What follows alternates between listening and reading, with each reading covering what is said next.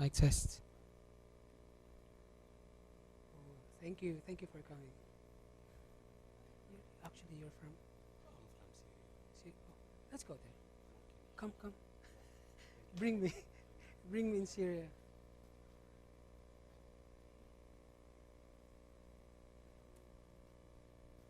So gitna talaga kaya. Yeah. If you want to compress here, it's fine. So you can see my face. Yeah, here. Abu Dhabi boys back.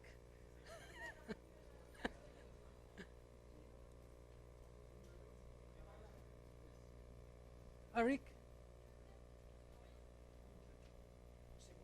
Thank you for coming, pare. Support. Shit. Okay.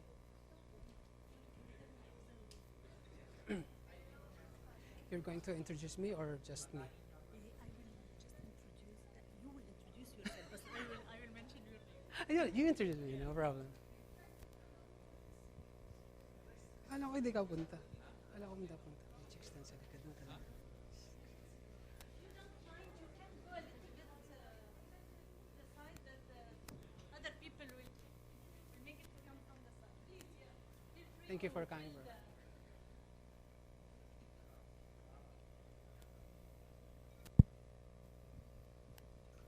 Assalamu alaikum, ladies and gentlemen. Thank you very much for coming. Finally, we have Donel Gomiran here. Thank you for coming. with his fans. I bring a lot of Filipino guys. to the Yeah, bar. you have a lot of fans. I am one of them. He was also one of our winners, I yeah, think, yeah. in Skydive. Yes, Karan. Yeah. That's old. Yeah. We are waiting for you to be a winner Please, in the main. Yeah. Hopefully, yeah. Thank you very much for coming. We will have about 2.5 hours of lecture here. Afterwards, we will need you to be our judges today for the People's Choice, for the Instagram competition. Please don't leave before voting for the main winner. Afterwards, please remember your registration number, that you can make it easy for my colleagues here to get your certificate. Don't forget, as usual, we have the lecture live streamed. If you have any friends or family who couldn't make it to come today, please send him the live stream link. It is on our YouTube channel. Thank you very much and wish you happy lecture. Thank you so much. Welcome. Thank you so much for coming. Hipa, thank you for inviting me.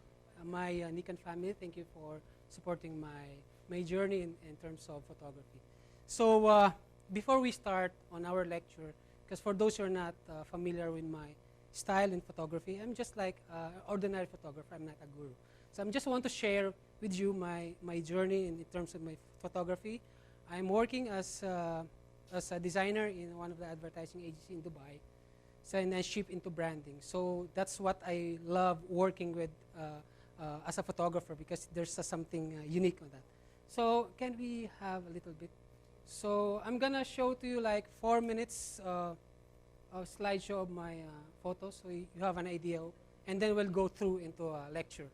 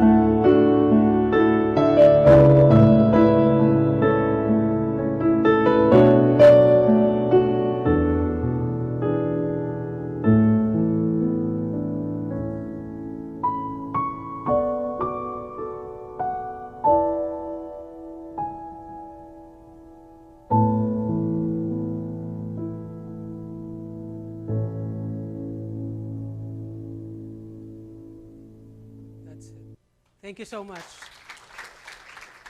Thank you, thank you. So I'll just give you some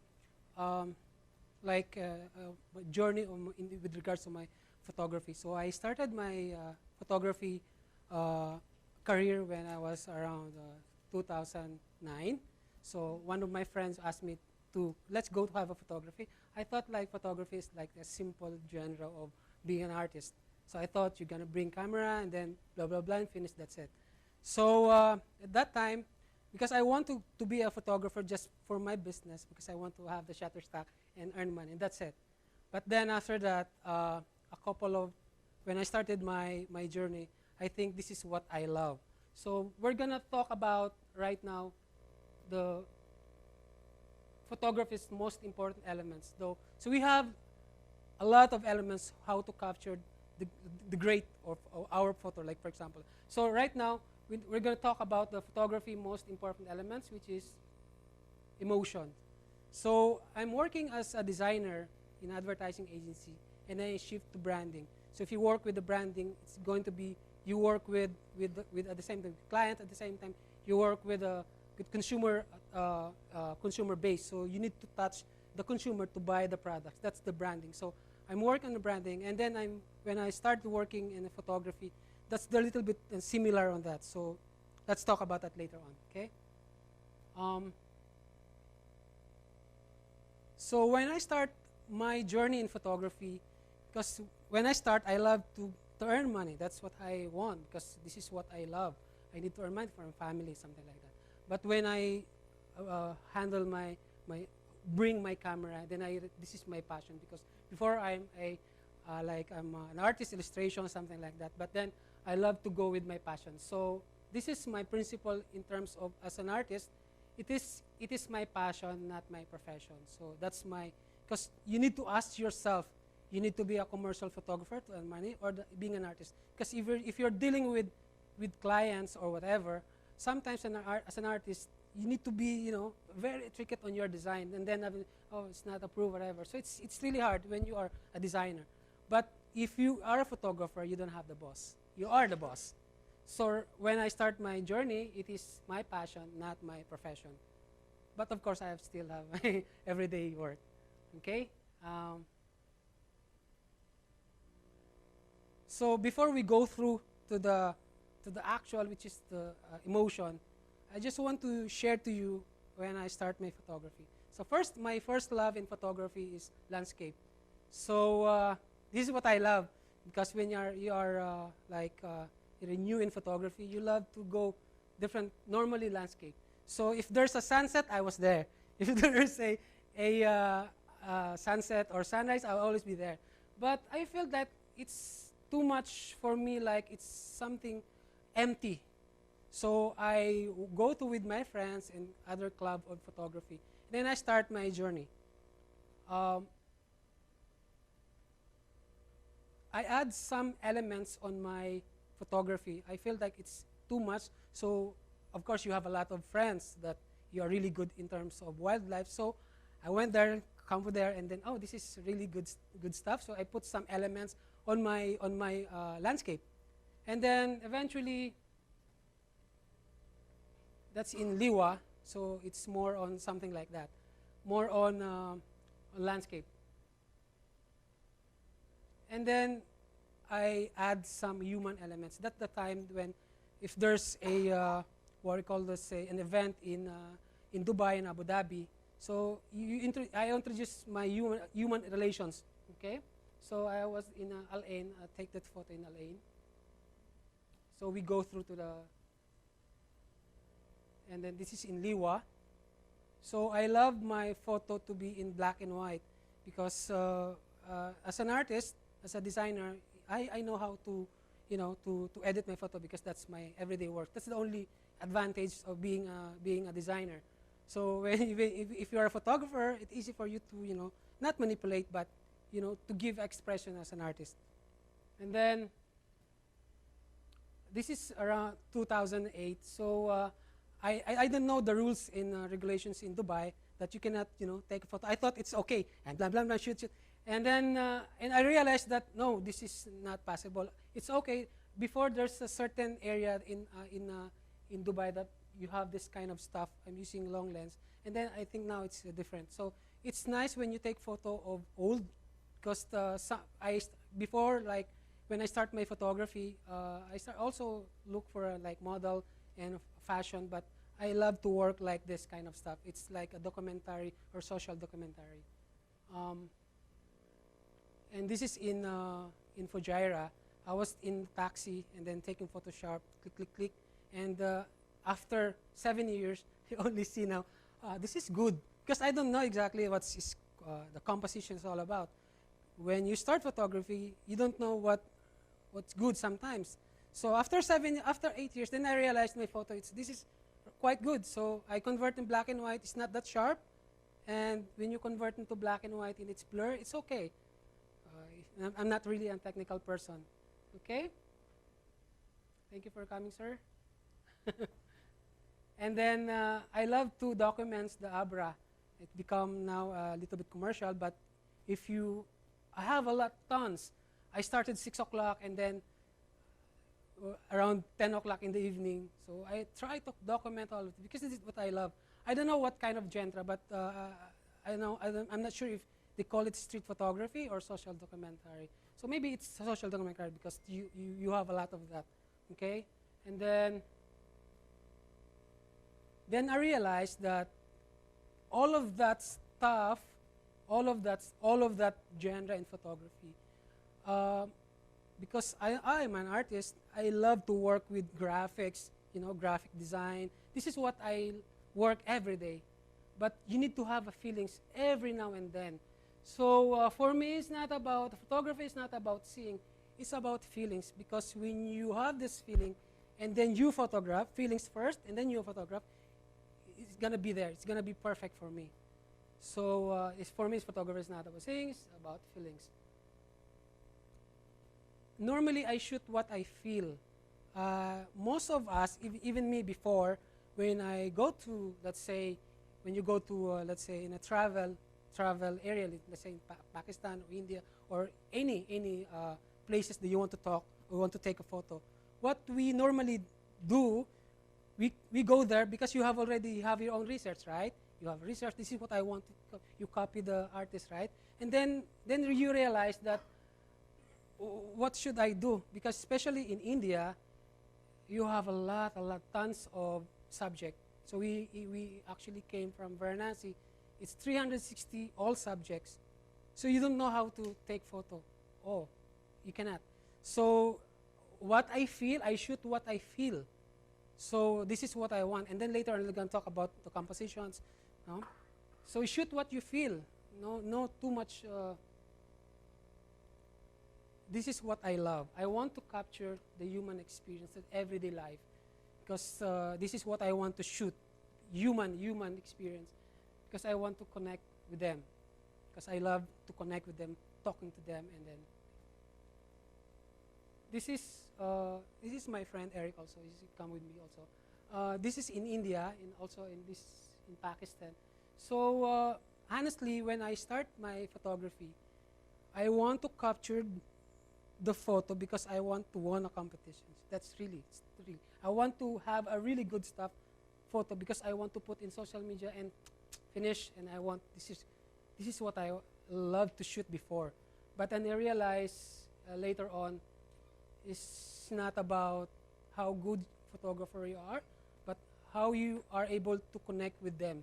That's really important. And then later on, you have that bonus later on because you already connected with them. That's my mistake before, honestly. And then, of course, this is some of my behind the scene before. So it's nice to have this. Okay? And then that become my love, to become not exactly a portrait photographer, but it's a human factor. So I start my journey in photography. I love to work with the portraits. It's more inner. It's more close up. Thank you for coming again, sir. Because human has a great storytelling. Has the great storytelling. Even the painter Leonardo da Vinci, Mona Lisa, it's a human. It's a portrait. Even the sculpture of Michelangelo is still human. And then you have photographer Steve McCurry. All of this stuff they are really the master of their craft. And I was really, really inspired with them because I want to be also really good. It's like I want to be good and I want to see the whole world. Then one of my friends who introduced me, go to travel, you will see the world, different culture, different places, different people, and that's, I need to have a money. You need to have money to go there. So, but this is my addiction now. And after 3 months, I need to go and ask my boss, every 3 months I need to go, blah, blah, blah. So this is my addiction now. Okay? And then when I first see this photo, because you need to have inspirations. I'm not like a guru or a master. I just want to share to you how I start in my photography journey. So you need to have these books. Go to the library, see all this stuff. No, photographer, best photographer, magnum photographers. Even before I cannot understand there. Oh, this is simple because it's straight, but I can understand. But when I started and I dig all of this stuff, then I started. Okay, this is what I want. You need to ask yourself. If you are really good, you are good in photography, you're really good in fashion, everything, but you need to have one genre that you are really, really good. You need to ask yourself now. So this is what I want. But at the same time, you need to add some elements that give you story at the behind of yours. Okay, so this is mine. So because I love, and then last 2 years, I was one of the portrait photography winner in Asia Geographic, but at the same time it's Geographic. And now I'm included of the best 20 cover of Asian Geographic to be nominated in this year, 20 years of their celebrating. And then this is from Steve McCurry, and this is mine. So you need to have this. You need to feel like I want to be like this also. So this is my passion. You need to be always, I can do that also. So, and then I have a lot of friends, even college, photographer, artist. They will ask always this, how to become a creative, or what makes powerful photo. I cannot explain. I don't know. maybe perfect compositions, maybe the storytelling. I cannot tell because I'm not like a master. I'm just an ordinary photographer that I can share every day. But I think one element in photography that's really, really powerful, which is the emotional impact. If there's no emotional, and you're going to be dead. Even in my everyday life as an artist, designer, if you design poster and all graphics without emotion, there's no emotional impact. People who doesn't believe on your product, right? So that's emotional impact. Emotional is the most powerful elements, composition, light, etc. So here I created this triangle in my own opinion. So I don't know if you want. No, it's okay. I don't know if you want to follow this kind of stuff, but I created this, okay? As a photographer, sorry. Okay, as a photographer, this is you. As a photographer, you need to select which one subject do you want to capture. But end of the day, as an end user, you need to show them, the viewers, that this kind of stuff will be okay. Or this is, as an artist, I want to take a photo maybe using wide lens or whatever. And then you can have these emotions. Because the main focus of all of this stuff is in emotion. You want to capture the emotions. So you need to check your subject, viewer, as in a photographer. So you can get this one. Okay? So, of course, we are a photographer. We also include some elements. You're not like, you take photo and then there's no storytelling. It's not good also. No? So you need to have a composition, slides, whatever. But also, you need to take a photo. It should be, the moment should be candid. So meaning, it should be candid. Okay? The light should be atmospheric, no? The light should have a directions. They give you also feelings on your subject, as in emotion, because our lecture right now is all about emotion. So when you take photo of as a moments, you candid, you create something. You know, you create something very emotional because it's true feelings, okay? And then lights, the light should be, depends on you. If you want to have underexposed, you want to overexpose, depends on you as an artist. So also lights give a directions, you know, mood. And then, of course, compositions. Compositions give a lot of information on your photo, no? Give you a lot of information, directly tell the story. So the compositions give you a story on your subject, so give you an emotion as well. So it's not about emotion only. And then later on, if we have time, we're going to talk about the post-processing, colors, how the artists create their colors. Let's say, okay, I need to shoot this, and I want to convert in black and white. So that's the mood. So all of this emotion, you need to consider this for as well, no? So we'll go through to dig every one. Okay. So moments. First thing is moments. So I have my you don't have a camera, so I have anyway. So normally, as a photographer, when you take a photo, I'm gonna bring my camera so better. I'm using the 850. Okay. So I don't have this small camera. So normally I put my camera like this. I'm not like kind of a photographer like shooting like this. I'm pretending like a foreigner or something like that. So normally when you take a photo, I never shoot like this, like, and then shoot. Normally I follow my instinct, meaning I never shoot like, oh, this is the compositions. I think I need to go to the lights because I need the lights. I need the emotions. So first I need to go to my instinct. Instinct basically, if you have time to have, let's say, you've already exercised how to get photos. So I trust my instinct. I shoot whatever I want. So I never go with composition, lights, shadow, whatever. I took, let's say I have a subject here. Let's say, so what's your name? Tarek. Okay, Tarek. So let's say all of this stuff are my subject. And then my instinct, when I saw all of this stuff, I saw Tarek, and this is what I want to shoot. Shoot. So that's your instinct, your feelings, okay? And then if you have time, that's the time you analyze your subject, and then you go through compositions that. But first, I follow my instinct. And then when I see this on my computer, I don't have this regret. You know why? Because that's my feelings. Why I shoot in wide lens, why I shoot in zoom lens, okay? So I shoot this in Pakistan. I shoot this in my instinct, right? Okay? So on the right side, I shoot portrait. But on the left side, there's a car. This car. So I shoot like this, and then my instinct, I saw there's a possible subject on my left side because I normally have my wide lens and long lens always, and I have my 24-70 on my pocket, in a small bag. So that's, I extreme. I shoot zoom, I shoot wide. Because sometimes you can actually get the real emotion when you shoot long lens. Okay? Later on, let's discuss that, okay? In India, so I walked, and I saw that guy. We're going to be passing, and then I saw an open door. An instinct for me to have this kind of stuff, okay?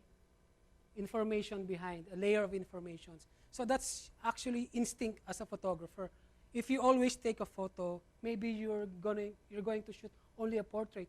But an instinct for me to give an information because I saw this in very far, like 500 meters away, and then I take that photo, okay? And then this is in India. So it's also an instinct because when they give us a privilege to take that photo, so I know what lens I'm going to use. So I use the long lens and then shooting burst, okay? Of course, smile is your language. You only should have a smile. When you go to other places that you cannot, it's hard, language barrier, you cannot talk to them, they can't speak English, whatever. So what really important is your smile. You need to have smile, genuine smile, because even in Pakistan, I cannot even take a photo instantly. Yeah, normally I love to shoot kids. Oh man, when you take photo, this I want, please, I don't want this smile. I want something really, but they will do this. So first you have this, you need to mingle with them. Take photo, because sometimes this is the problem as an artist, as a photographer. You have, before you go to that place, you have already intention that what those photo I want to capture. But sometimes unpredictable, okay? So that's the time they give me a permissions. I took that photo. All of my shots is available lights. I never used any like strobe light, whatever. All available lights. Okay. So when they give me a time to take a photo, there's a lot of style. Later on, it's gonna be discussed. Okay, this is should be underexposed, and then this is in India, in somewhere in Ladakh, right? Sap, Ladakh, no? It's in Ladakh. So normally, if the kids are around 15, 14, that's the time that you cannot. It's hard to get them to mingle and take that photo. Maybe they are lady already or something like that. So it's hard. But if you have this smile and genuine smile and talk that photo, maybe they give you okay, no problem. Take photo one. So if you're not you're not prepared and blur, oh, they cannot take photo. Only they give you only one. So you need to be prepared always. Okay. Be respectful. This is contradicting actually. You want to take a photo as very, very, very, very emotional, but you need to. Oops.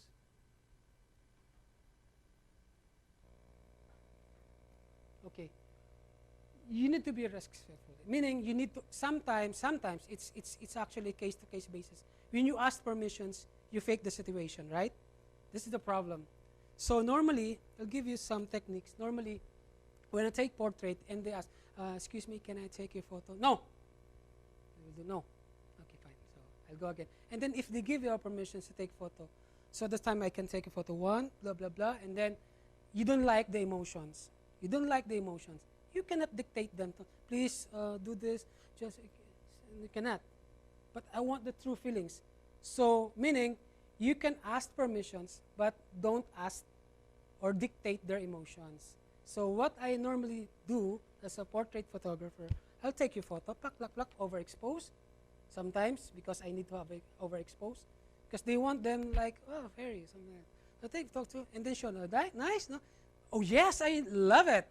And then that's the time they can actually give you any permission to take. And then you take photo.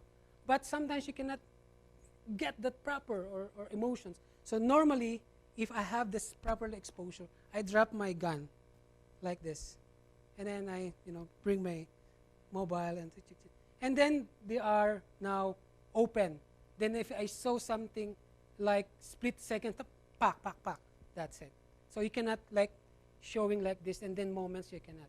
So normally I drop my camera, talk to them, and then if they're not looking, and then I saw that, so you should be very fast.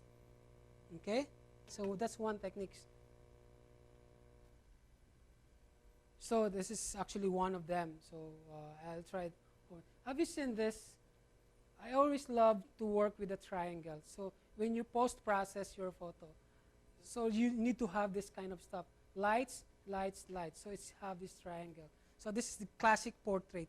Very, very powerful. Okay, so think always triangle. This is also triangle.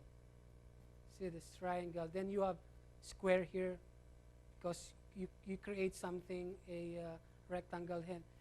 This is their father and this is sibling, children. That's last minute in Pakistan in this one of the like poor. So I actually have 700 dirham and no, it's okay. I give them, buy something. It's really stuff. Anyway, I need to come back then and then because I love this photo. I put this in social media. It's unfair that, sometimes maybe next year I can come back with my friends. Okay? It's also in the Varanasi. this kind of stuff you'll see here, and then you have the informations here at the back. Okay, so I love to work with this kind of stuff. So you should anticipate the moments always. Okay. So here, you need to anticipate the situations, because we are actually very far from this guy, and then I want to take that photo. The problem is behind is not really good, and the backgrounds are not good, too much details, and I don't want. And situations are using 2470. So even you put this in 2.8, you cannot still have this kind. So what I did, anticipate them. So he actually walking, and I walk, and then in this area there's an open door. So if there's an open door, there's a black. So no. So anticipations. So I cannot go there and then come and take photo and shoot here. So I cannot. So anticipate. So I walk, and then when I realize that it's near, then I took that photo. The problem is sometimes you cannot dictate the lights. I'll give you one sample. I'll give you one sample. Come here. No, okay. No problem. I need one model. Come, bro. Come. It's okay. Just stand. My friend. Okay, stand. Stand down. Okay. This is the problem right now in a situation. I'll give you one technique, then it's going to be maybe help to you guys later on. So if I introduce this guy, okay, and I want to take that photo, and maybe the lights are there's a light behind. So normally what happened? Overexposed, right? So I asked permission to take photo. If you give me a permission to take photo, and I'll take photo and show them, boss, it's okay. And then I normally turn, because the lights are behind, so it's going to be silhouette. So I'll take that photo, and then blah, blah, blah. Obviously, they will follow me. When you follow, you have this already, the lights. So you cannot dictate the lights in that situation. Bro?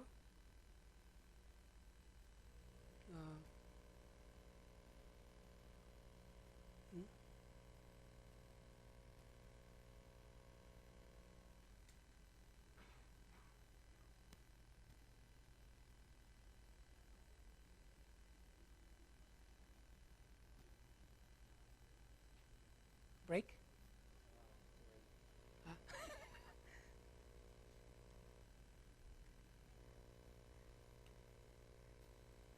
So just wait. Okay. So that's it. We still have a lot, but if I have time later on, let's have some techniques on post-press if I have time.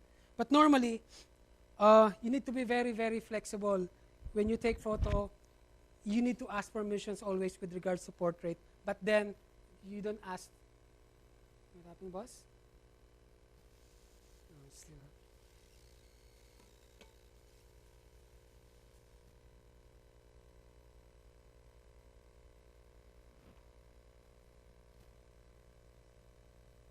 Okay, sorry. Still it's too early.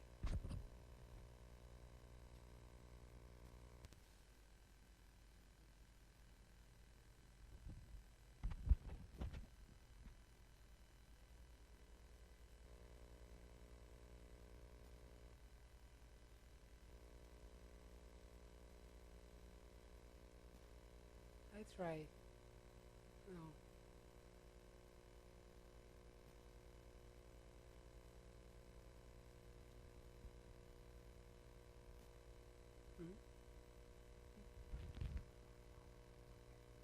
Okay. Because actually, normally when I have a presentation, I request all of you guys to ask any question. But now, because we have a problem, technical problem, if you have any questions about how we can talk about it right now, so it's okay for it. Do you have any questions? And then,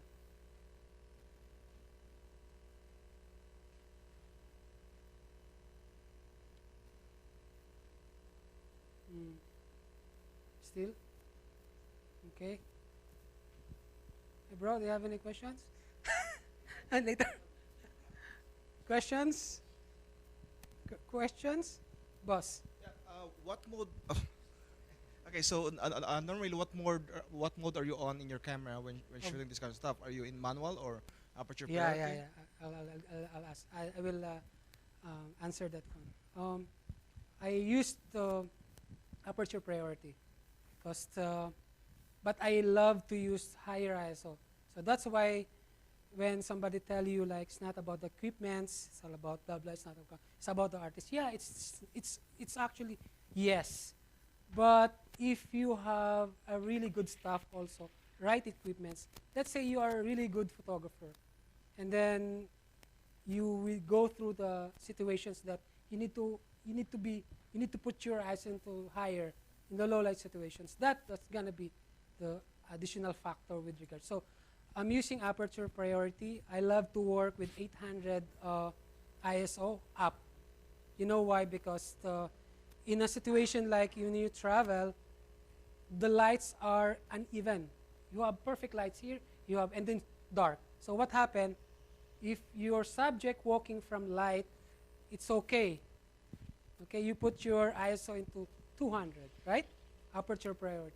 And then your subject walk into the dark. What will happen to you? It's going to be blurred because you have the triangle. So normally, before you go to the certain area, place, check your camera first. So let's say here, before I start, I need to check my ISO. First thing, I always check my ISO. Because sometimes, this is a problem, sometimes you shoot in the evening, right? In the evening.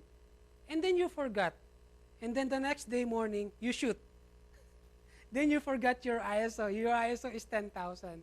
Then you shoot perfect situation, and then you see, oh my God, because I shoot last night 12,100. Oh, that's problem, right? So check your ISO always, okay? And I use aperture priority. Before I use JPEG, but most of the time I use RAW because it's used to travel. So I tendency to buy a higher SD card because you pay a lot, and then you travel and you use JPEG. So if like a simple gathering, sometimes I use JPEG. That's no problem. Portraits okay, but if it's a low light situations against the light, you use RAW. What else? It's okay now.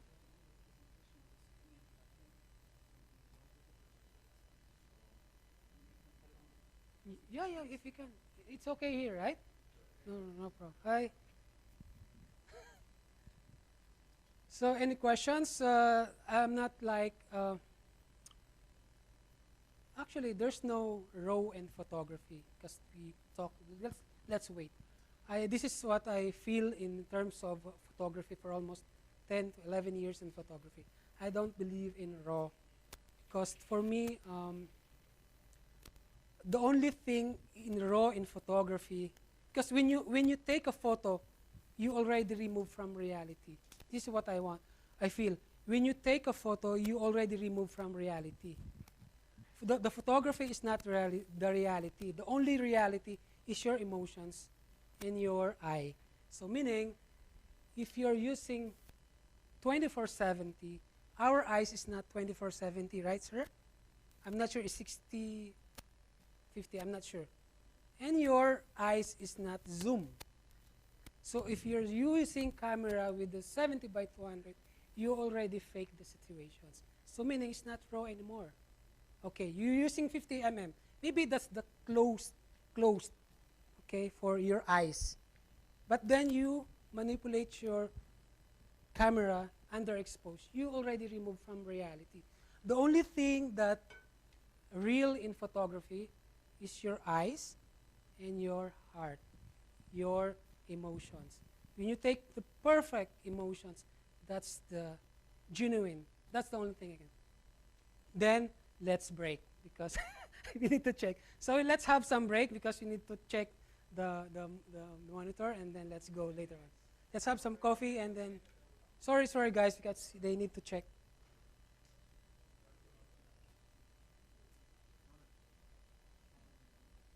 Thank you so much. Let's go to Sudan. Yeah, What? None? Good. Anytime. Where Thank want you, to go? thank you. Thank you. Hi, sir. Thank you for coming. Okay. You still okay? Mm, wow. Yeah. How are you? Good. Thank you for coming, sir. What's your name, sir? I thought you're from HIPA. No? You're from HIPA? No. You work here? No. Ah. Thank you, thank you. Ah, that's why. Yeah, yeah. Thank you for coming. Oh, okay. Mm. Ah, okay, okay. So sorry, early break. I don't know what ano daw eh. May problema sa projector nila.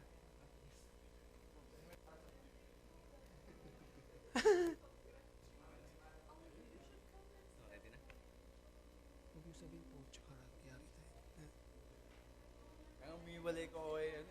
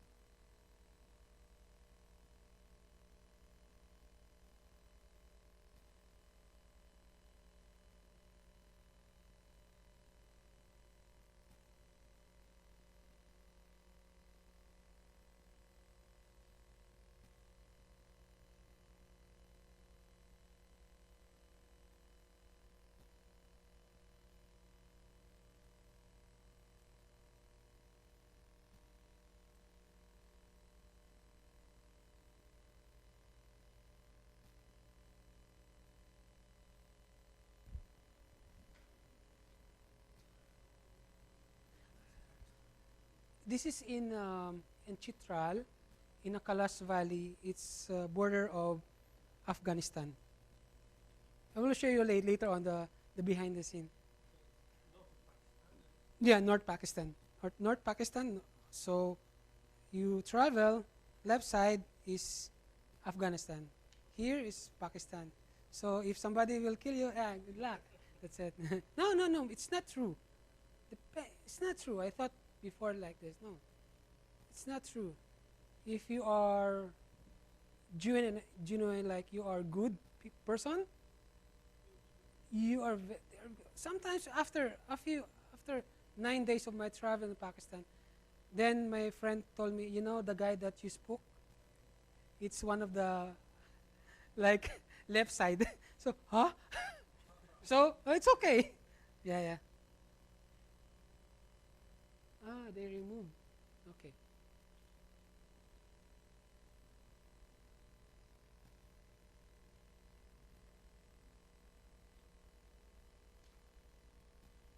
Saan na ba ako?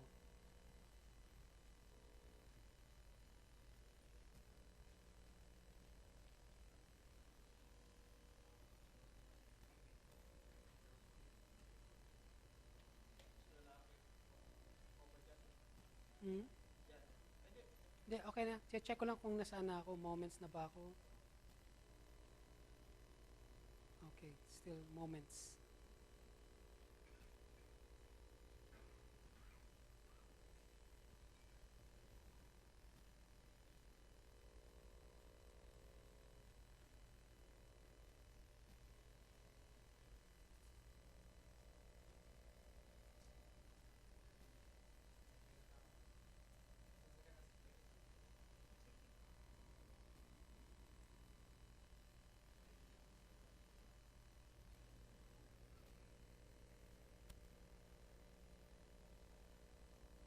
Let's do it again. So we don't have this huge projector.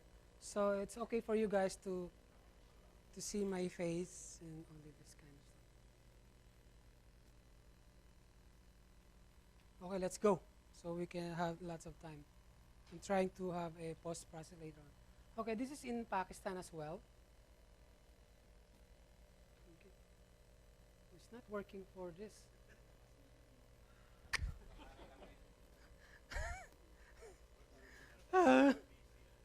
No. Can you explain? So here, I normally use for my travel. If you are street photographer, it might be because you're using small. But when you travel, you bring your all equipment. So normally I use wide lens because if you're using wide lens, if you in India, and then it's a very small alley, you can actually immediately focus. You see that? Because you're using wide angle. Remember this always. If you are using 2470, you have certain distance to take a photo because 2470, 24. Okay? If you're using 10 mm or 14, 14 your minimum. Okay? If you are 70 by 200, 70 is your minimum to be sharp. But it doesn't mean that you need to follow. But that's the rule. Okay, that's why I used 70 by 200 because I normally shoot a very long lens, very long situations. Then I can actually capture the essence of moments. Because it's if you're near from your subject, sometimes they are like not comfortable. So if using 2470, so sharp. But if you're more near from your subject, it's too sharp. But the problem is you don't get the actual. So sometimes when you see the fashion photographer, then they will say, why are they using 70 by 200? Because the model are more comfortable with far if the photographer is very far.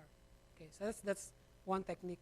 I love wide lens because when I travel in India, it's very small alley, and then I saw you have 24/7. You cannot do that instantly because you need to have this. So wide lens is nice, but problem is when you take photo of wide, distorted. But it's okay for me. I'm an artist, so I needed work with any or agency. So it's okay. Let's continue. Doesn't work.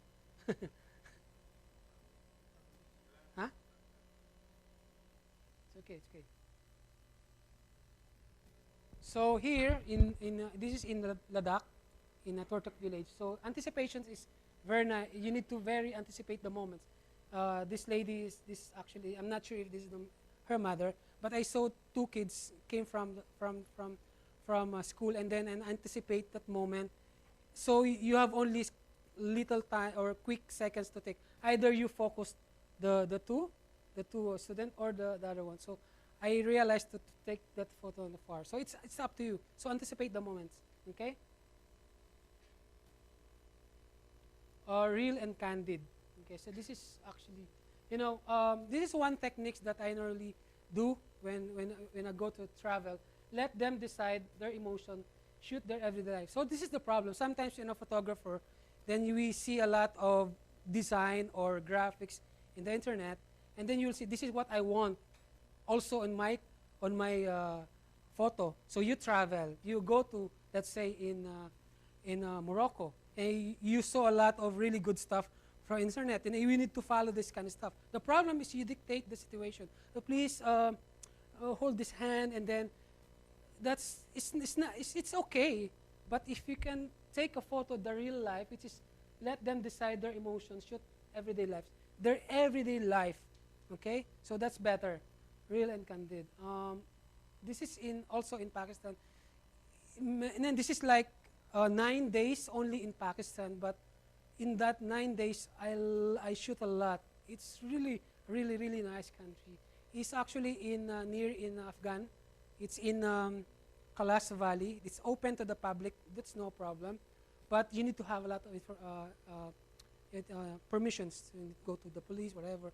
So you have something like that, and then anticipate the moments. So I put on I as a photographer, I went to the shade area because sometimes if you're shooting during daylight, okay, and you shoot in the daylight, the exposure there are little problems. You need to go to the shade area because the lens give you a lot of really good stuff, drama on your shot. So this is like a stair, and then you see the frame.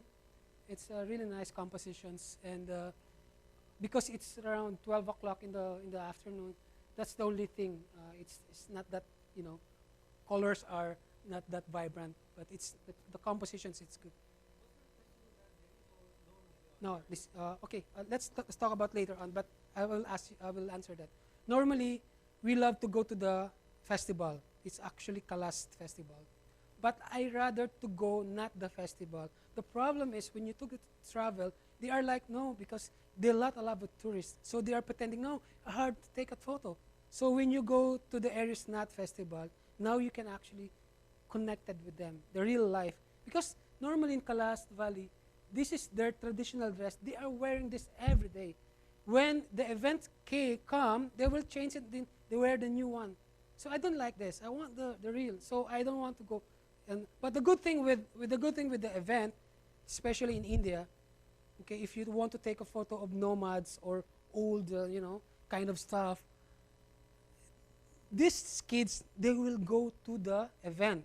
So you cannot follow the nomads, right? You cannot the gypsy. You cannot follow them because they're in the mountain. You cannot go there and then take a photo. So normally one technique is you need to go to the event. And then if there's an event, there's a lot of subject. So in photography, as a portrait photographers, there's no rule in terms of lights. There's no golden rule or blue hour. 12 o'clock, normally I shot this kind of stuff later on. I shoot in 12 o'clock in the noon, but I shoot on the shade area. So let's talk about that later on, okay? So I love the compositions because there's there's behind. There's in Varanasi. So most of us they love colors, but I love to work with black and white because there's a quote like if you shoot in colored, you shoot their dress, right? If you shoot in black and white, you shoot their soul. So in India, I don't want because when you type in India type blah blah and then colors. I don't like this kind of stuff. So sometimes I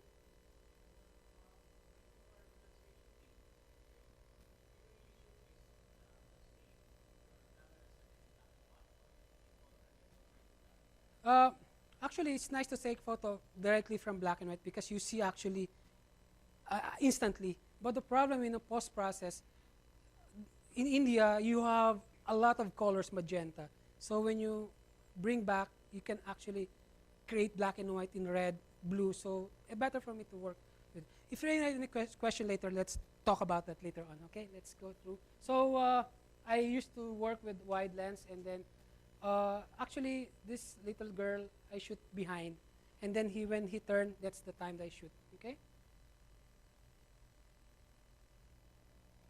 Okay, on the left side, in Pakistan, because it's not like a leftist or something or enemy, most of the time they have this own yeah, yeah. First day I can't shoot. I can shoot, man, because I saw a lot of this stuff. I can shoot. Then when I tried to communicate with them, and then oh, this is what happened, blah blah, because we need to protect ourselves. And then really, okay, then I shoot. So this time I never shoot like this. I shoot like this.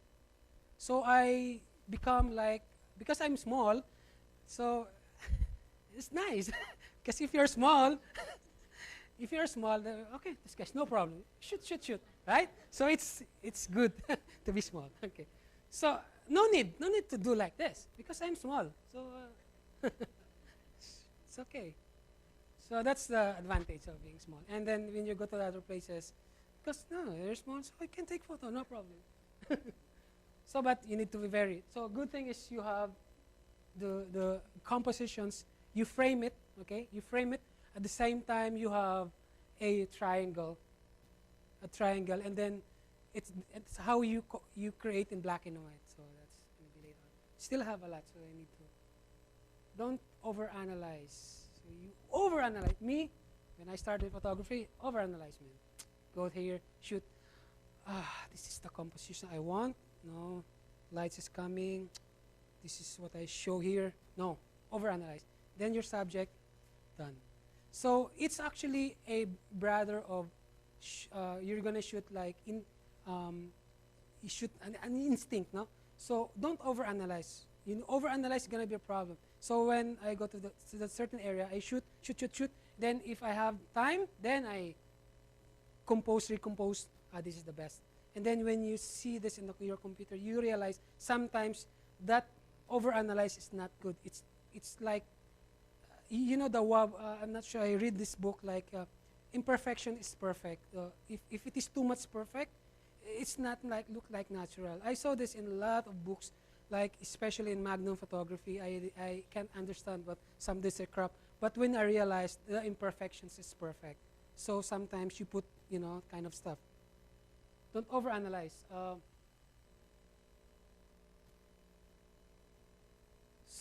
Sometimes daily life is often the best way to convey personality. Their everyday life. So don't dictate. Okay, put this and then shoot this. So it's better the everyday life. Okay. This one is this photo is not composed well because I never too much analyzed to take that photo. Bum. So I walk in the alley in Pakistan. I never analyzed too much. Bum. But good thing is the human factor. Dead center. They will tell you, oh, but the good thing is you have this horizontal line. So they give you a dimension on your photo. If it is too much perfect, I think that's I'm not a fan of that. Okay, so I'm not sure what happened. He's crying. Maybe he need more something. In India, see, if you overanalyze and you put your photo in a perfect lights, here the light is not that good. It's behind. But I love the emotion. I love the way he looked. He's very pretty. I tried to convince Mom, please, can I take you for no, I cannot. So because of I love the beauty of this girl, I bring my camera, long lens, and then wait until. Normally, kids, when you ask permission, when you ask permission to take photo, doesn't like, right? If you're new. And then they will do like this. If you turn, and then you wait. That's the best moment. He turns, she will turn. He will do like this. Oh, no. Turn like this. But he will turn back again. Then I wait that moment. So I fall like this. So when you turn, boom, one shot, one kill, sniper. So you need to be sniper. Oh, the good thing as a travel photographer or as a photographer, don't I don't know. I have see a lot of photographers that they're hiding like this, like that. Don't do this in a situations. People will, this is maybe spy. Go there, shoot like an ordinary shoot. If the police doesn't want to take it, they will come to you. Bro, no, it's okay. So you go. But if you on the center and then you have a lot of information, and then you take photo, meaning they allow you to take photo, right? So there's a rule in a public shooting. I need to read that books also, that you have the privilege or something like that. That it's okay to take photo as long as you're on the public. I'm not sure, but you need to take that photo, okay?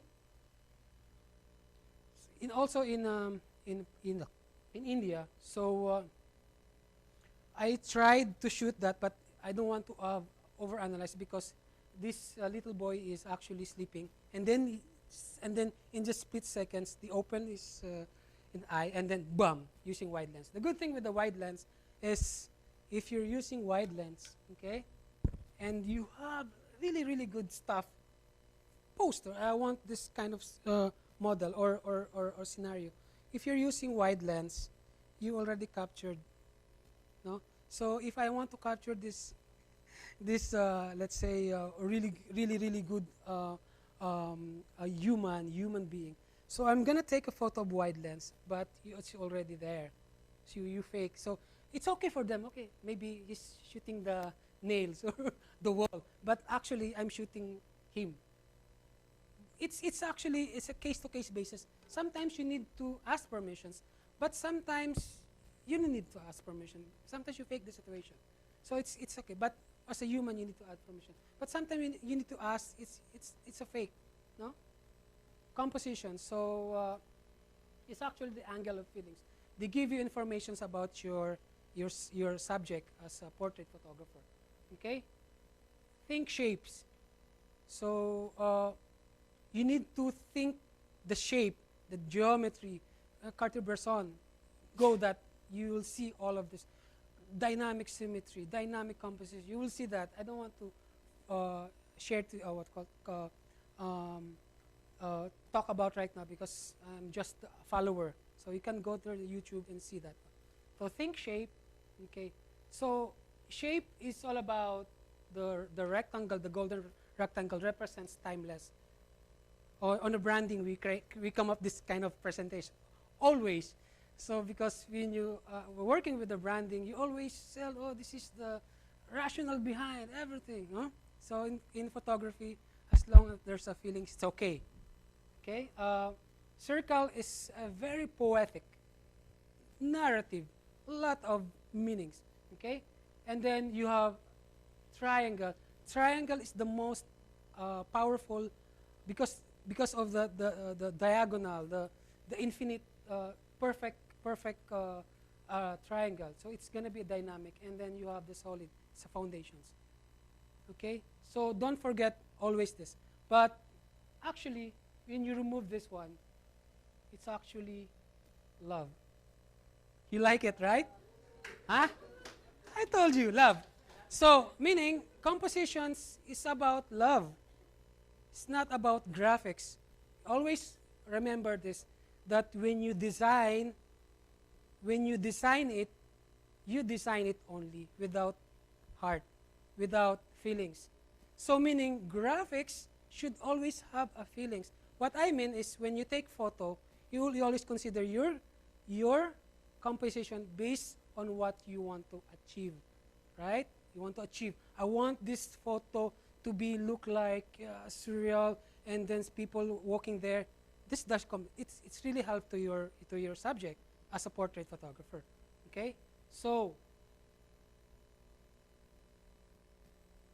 as I mentioned before, the most powerful are triangle. So most of my shots are with the triangle because this is the only thing that with diagonal, infinite, they break the rules sometimes. When you duplicate the triangle, they come up a dynamic symmetry, etc., etc. Okay? I don't want to work with that. So we don't want to go with the compositions, because if you shoot eye contact, you can actually analyze which one composition do you want to achieve. Let's say most of my shots are not like unhappy. I don't know what they call this. Like there's a mystery always on the eye. When you look at her eyes, at his eyes, always the mystery. Something they ask you, what is this? This is what I love to shoot. So shoot what you feel. Eye contact. Dead center. The people will ask you, oh, this is dead center. It should be on the, rules of third. But they forgot that's actually the rules of third. Here is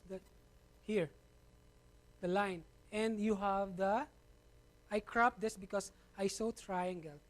This is our face is actually default triangle. Not the oval, but normally triangle. So when you took a post process, I normally love to work with dodge and burn to create something, a depth on my subject.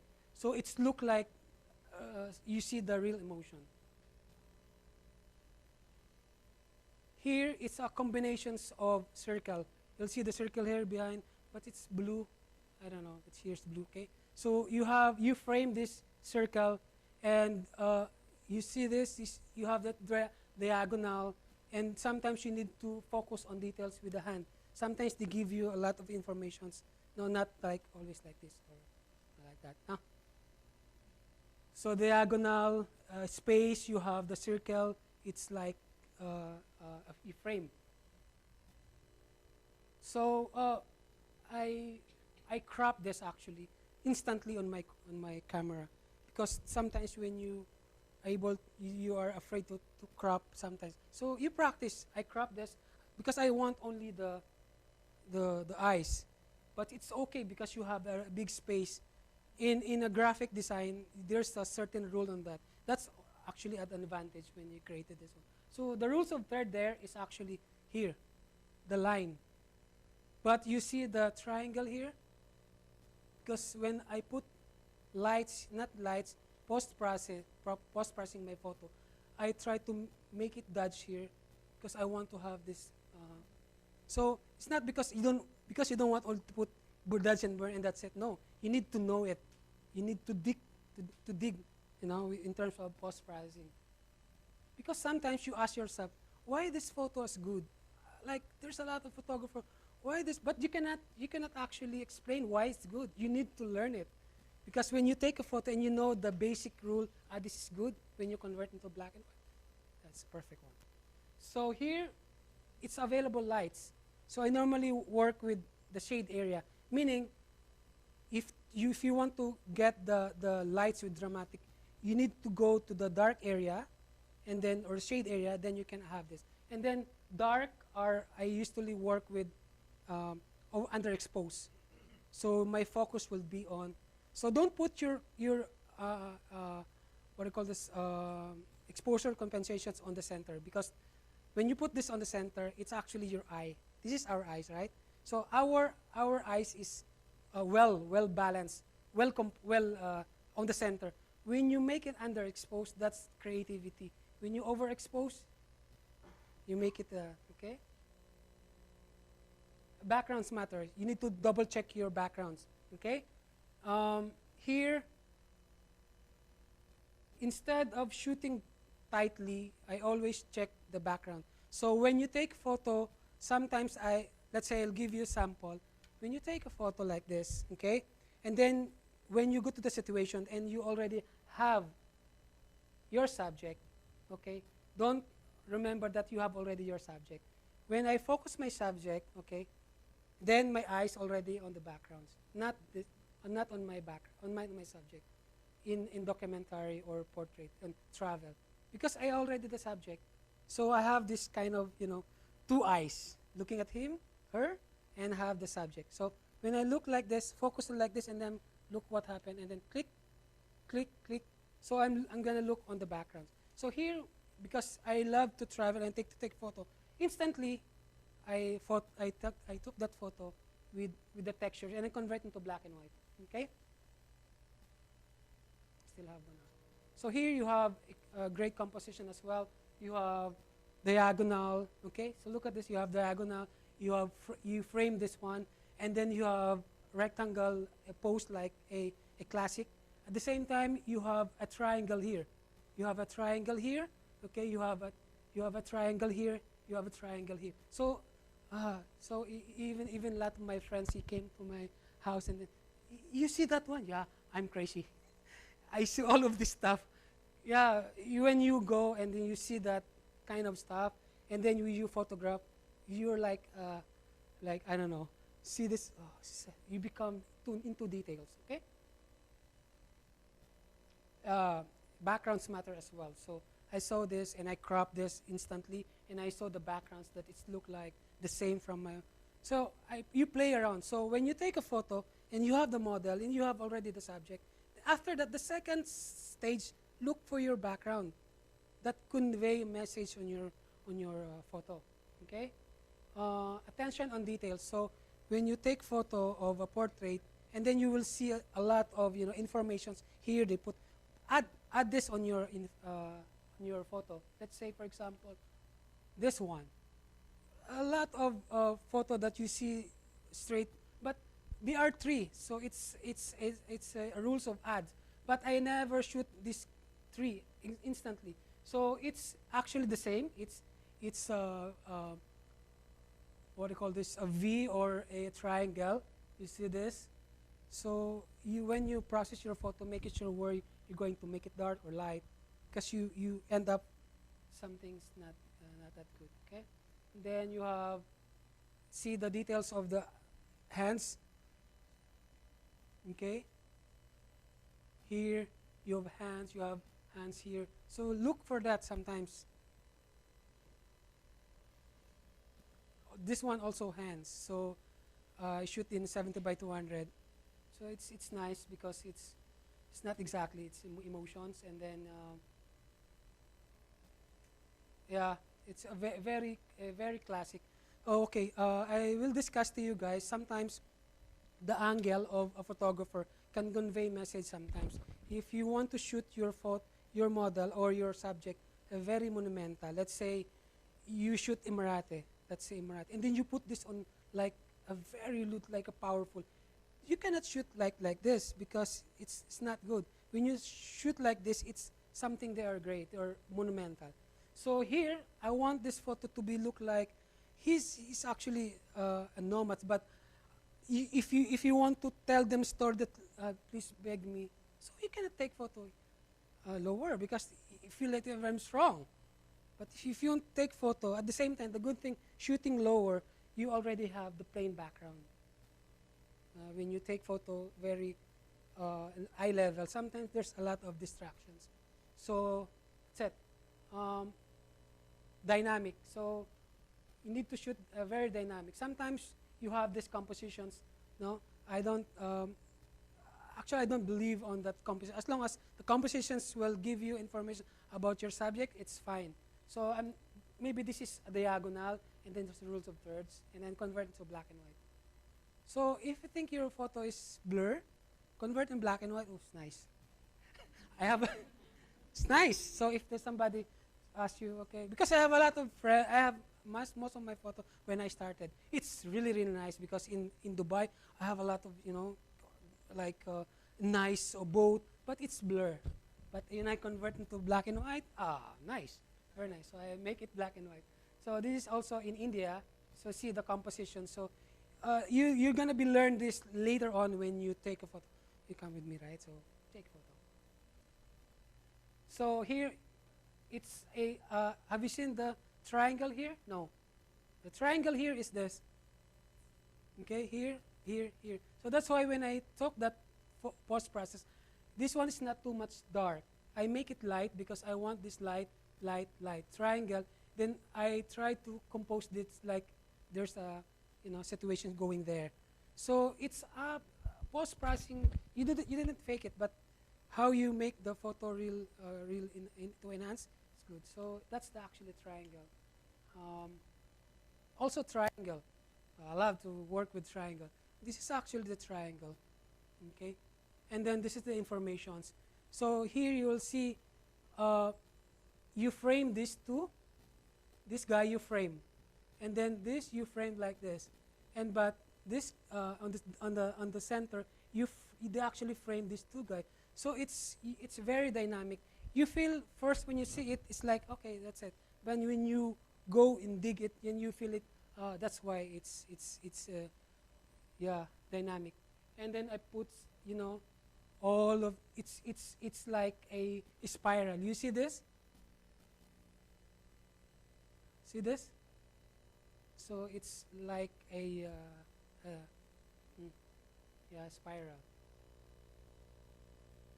Orientation. So this is basic rule in photography. So it's up to you as a photographer if you want to put minimalist, put informations or what. So here, I'll make you one sample. Okay. So I took this, you have this capability to crop which one. So if you want graphics clean, you crop this one. And if you want a lot of informations, because here, you didn't see the road or street. But here it's nice, right? When you see, oh, it's okay. But when you put additional information, it's become different. So it's up to you, okay? Mar, right? You see there. Movements. So meaning movements, it doesn't mean it's blur. Movements like, you will see the people like, so don't say that it's movement should be blur always. So here, I took this in India with my friend Eric also. But I love to shoot with wide lens, and then there's some movement, always with the movements. Okay? Don't forget this one. Movements, so walking, street. So I'm not sure if this is street photography, but for me it's social documentary. Because somebody asked me, Donald, if I put my model on street and you take portrait, that's street photography? I don't know. I cannot answer. I don't know. But for me, as long as you document properly, it's nice, it's true, it's okay. I was on the shade area, so anticipate also. Okay, I was in the shade area and then taking photos. It's in Pakistan, so there's a lot of graphics, but then it's only graphics. I don't know exactly what they're doing. So, okay. And then working with the hands. The good thing here, this is like not exactly the diagonal, very straight. This is the emotions. The good thing is there's a diagonal. So they give you a lot of feelings. There's a lot of mystery. It's around 12 o'clock. You need to shoot every day. Okay, perspective. So this is what I tell you before. So if you want something monumental or something great, power, you need to shoot angle. It's not because you don't want, because you just only want to shoot. Okay. So this one I'm shooting on the lower part because if you shoot it on the viewer side, it's not that good. So still have time. Here I'm shooting a very far. I'm shooting 70 by 200. And from here I shoot like that. And then I asked the permission to take a photo. Can I take your photo? It's okay. So they asked money actually. So it's up to them if you want to give or what. So then he actually should turn it, and then that's the time I took that photo. Also, so a lot of information behind. So imperfection. Sometimes if your photo is too much perfect, for me it's look like you direct it. So here, I'm not sure what kind of composition. It's a dead center. But the good thing here is there's a line coming from here. It's a line coming from here. There's a line coming from here. And there's a line coming from here. So when you try to make it post-process, try to always check that why there's a reason why to make it dark. There's a light because you want to convey message on your photo. I'm not sure what kind of of compositions, but in imperfections, but it's perfect because I want to take that photo. Split seconds. You don't have time to compose sometimes. You can take, okay, but you capture the emotions. So this is also in Pakistan. It's a nice guy. Here, I shoot underexposed.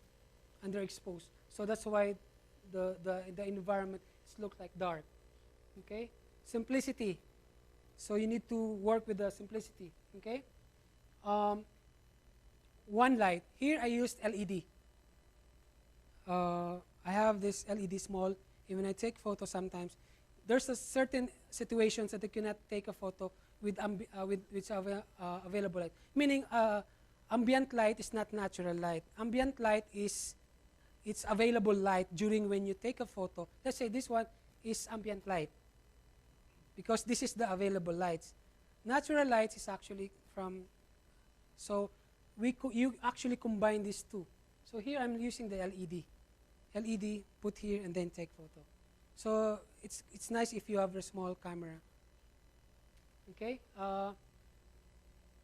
Actually, this guy is in a Pakistan shade area, but there's a line coming from or lights coming from the window straight, and then because it's very very sharp, overexposed, so almost my composition is almost negative because you cannot expose on the dark. You need to compose focus on the light. So I try to make it dark. So here there's a lot of information here because I shoot in super underexposed. They give you a simplicity.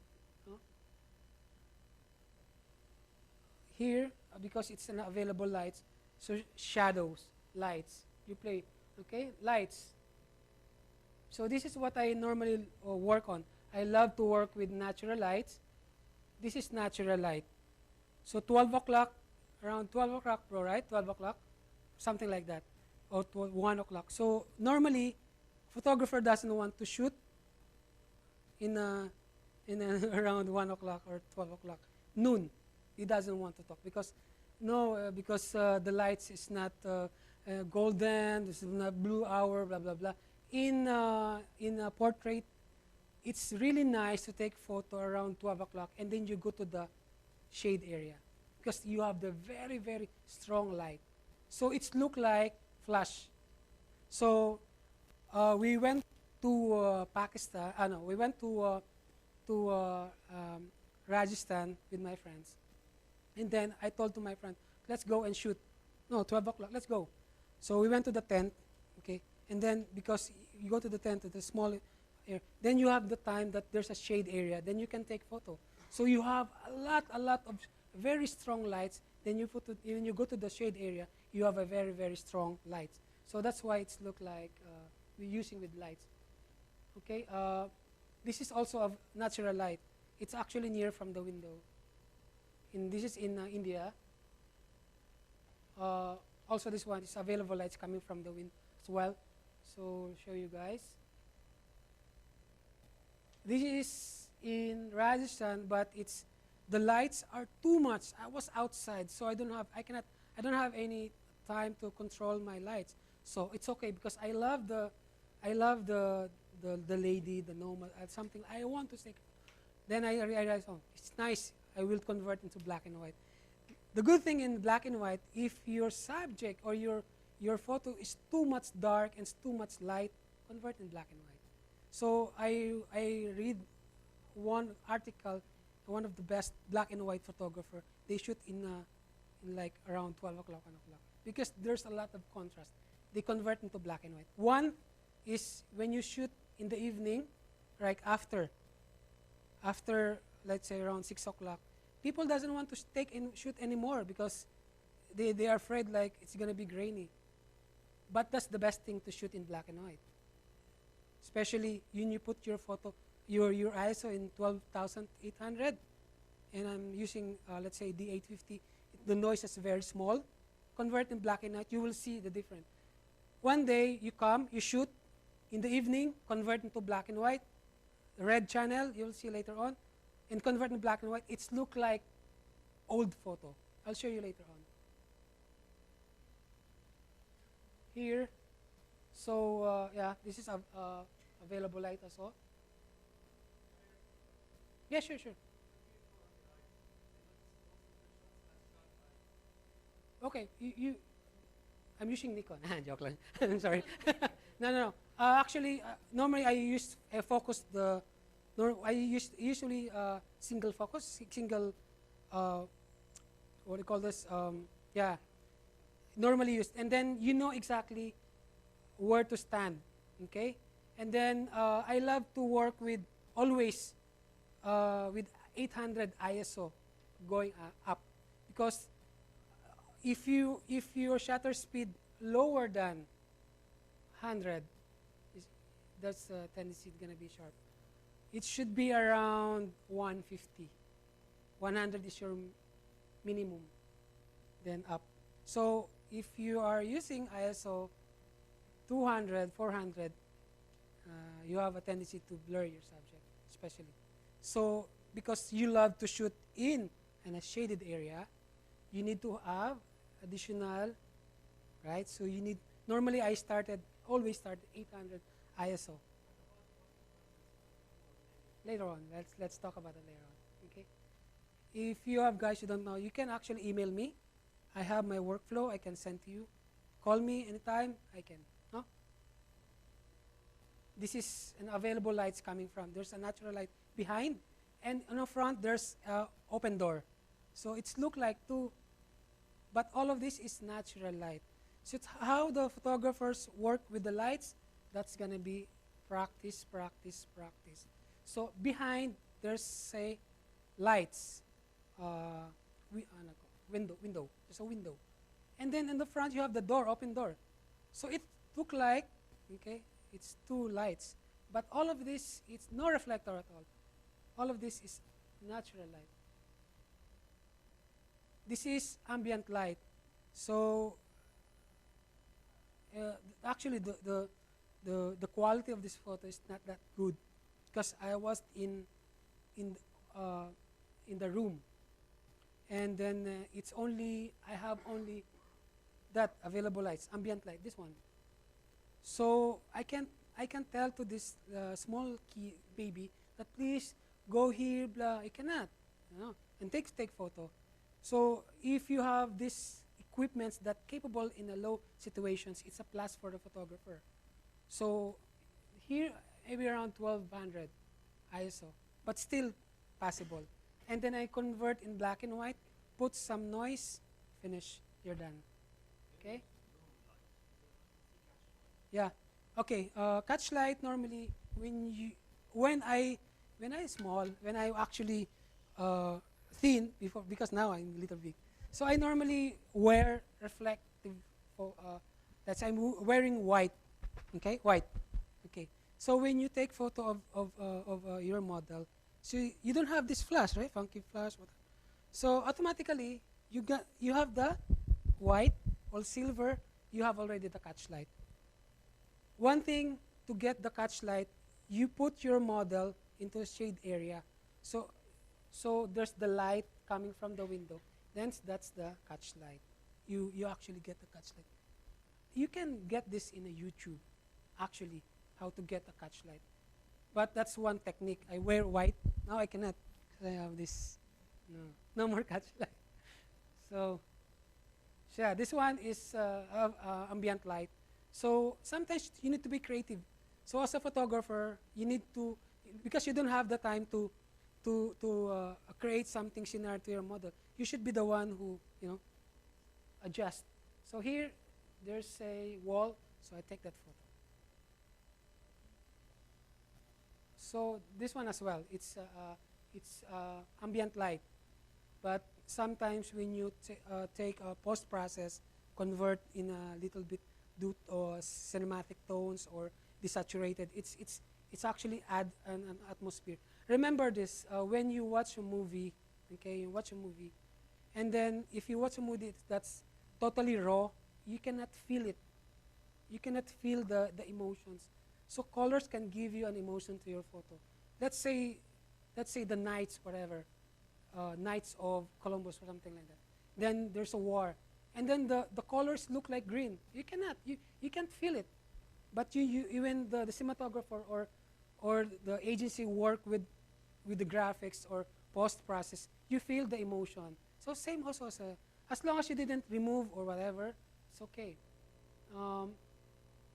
I love to work with the classic lighting, which is Rembrandt, Leonardo da Vinci. You see this classic portrait. So when I started my photography, this is what I love, working with, look like a Renaissance artist. So I follow their gesture, simply, very, very classic. So if you want your photo, your subject, it's look like a very, very classic. You need to be, study the style, the classic lighting. So and then you process your photo. It depends. So remember, normally the Renaissance painter, they love to work with the warm colors.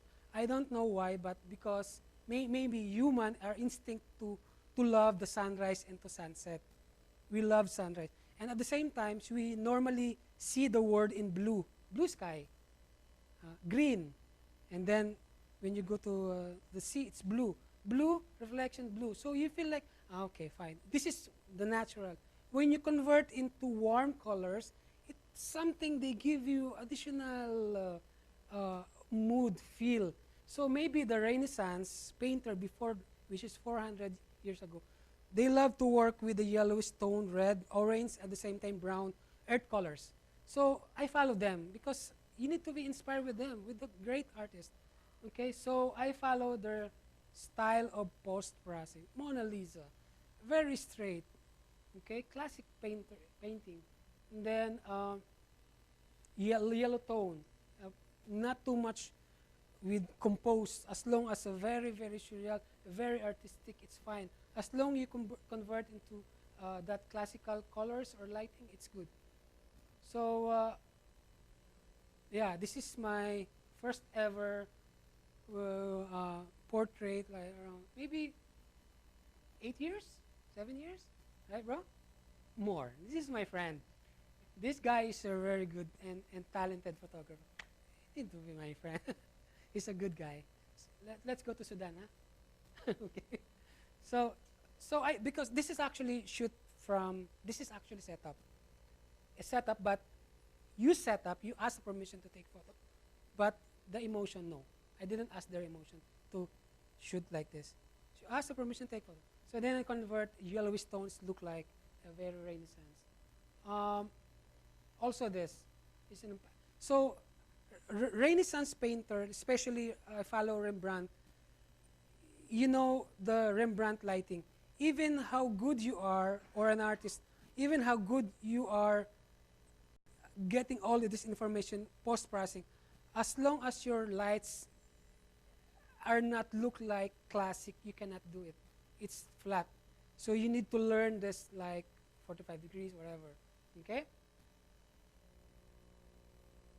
Yeah, normally I love to work with LED, small. Sometimes the best time to shoot using LED is blue hour. Right, bro? So blue hour, because that's the time that you need to put your ISO 10,000, 8,000, and then you have the lights. Then you have the blue hour behind, because I'm normally using cloudy, so the tone is look like red and the blue, and then you click. It's very. Try this one, using a blue hour. You go to street. Normally, cityscape photographer, landscape, they shoot in a blue hour. That's the perfect. But try to shoot blue hour and using LED. Shoot, because then put your ISO in, let's say, around 10,000, 7,000, something like that. Then you will see the mystery of using LED lights. Steve McCurry used sometimes, so most of this. I follow them. So he used LED lights, and then I love it. I love it so much. Okay? It's actually combinations of artificial lights. Next. This is LED lights. But I have small and I have big. So here I asked my friend, dude, can I have, because I don't have lights. It's a shaded area. We don't have this natural light. I don't have ambient light, but I cannot put this my model. Okay, go shoot in here. only I have here is very small LED. Take that photo, shoot, and perfectly. So you need to have a very small camera shooting LED. Okay, and then this is actually LED. So the compositions, it's rules of third. The basic. I love to work with kind of stuff dark. Okay, so LED lights. This is also LED lights. Have you seen the triangle also? So we asked the permission to take that photo, and then this beautiful kid, okay, can we take a photo? And then we started shooting. So you cannot dictate saying to your model, can you do this one, blah, blah, blah. So normally it's about the photographer. When you ask your subject to sit down, okay, so the best thing to take photo of a kid, I normally ask them, can you sit down? Because normally when you take photo behind, there's a lot of distractions. So when you take your photo behind, let's say below, so automatically your backgrounds are lower.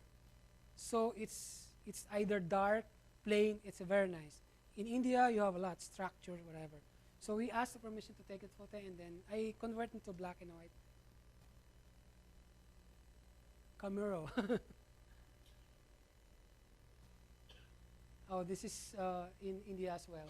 So don't afraid to crop your subject. So sometimes this is actually a combination of natural light and LED. So on the left side I have a LED, but I don't know what happened here. So natural light, LED. So you can actually combine these two. Okay. This is catch light. Okay. So, bros, who asked the catch light before? Okay. So you need to bring your subject into shade area. So before I told you before, like when you take a photo, you cannot ask permission. Like take photo, and then normally I bring my camera down, and then that's the time. So this lady in Pakistan, we asked a permissions to take that photo, but he doesn't want, very straight. Sometimes you need to consider to be respect. No? So instead of shooting 24/70, I rather choose to shoot very far, and then I start shooting not like. So I saw one guy, one photographer. I saw this in Pakistan as well. So he's a Japanese, but he's my friend. So no, how do you shoot? I shoot single and then not rapid. So what they did, this guy, that's why too much angry. He came, he asked, can I take a photo? Yeah, no problem. And then we take a photo. Like, so the lady is like screaming. They thought it's like a machine gun. So when you shoot portrait, try to make it like slow. Okay. Also, this one is you see the background say brown, is in the actual intent. This is also you see the eyes.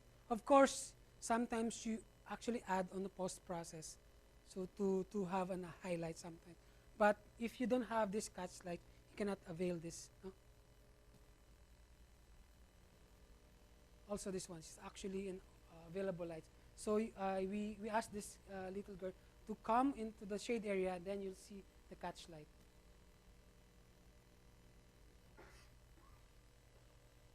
This is in forgot this in Al Dhafra. So sometimes if you don't have time, I use a very wide lens. This is actually wide lens. So you actually fake. You can fake wide lens. It look like zoom. So what I did, because I have let's say 1424, let's say Nikon wide lens. Then you forget your, let's say, zoom lens 2470. You don't have this.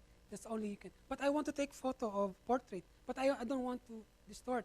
So I put I adjust my lens into 24, and then I shoot very near from him. Now it's not look like distorted. So this is one technique when you don't have time to change your lens. So 1424, put this in a 24, and then shoot very near from it. You will see 24 mm. No?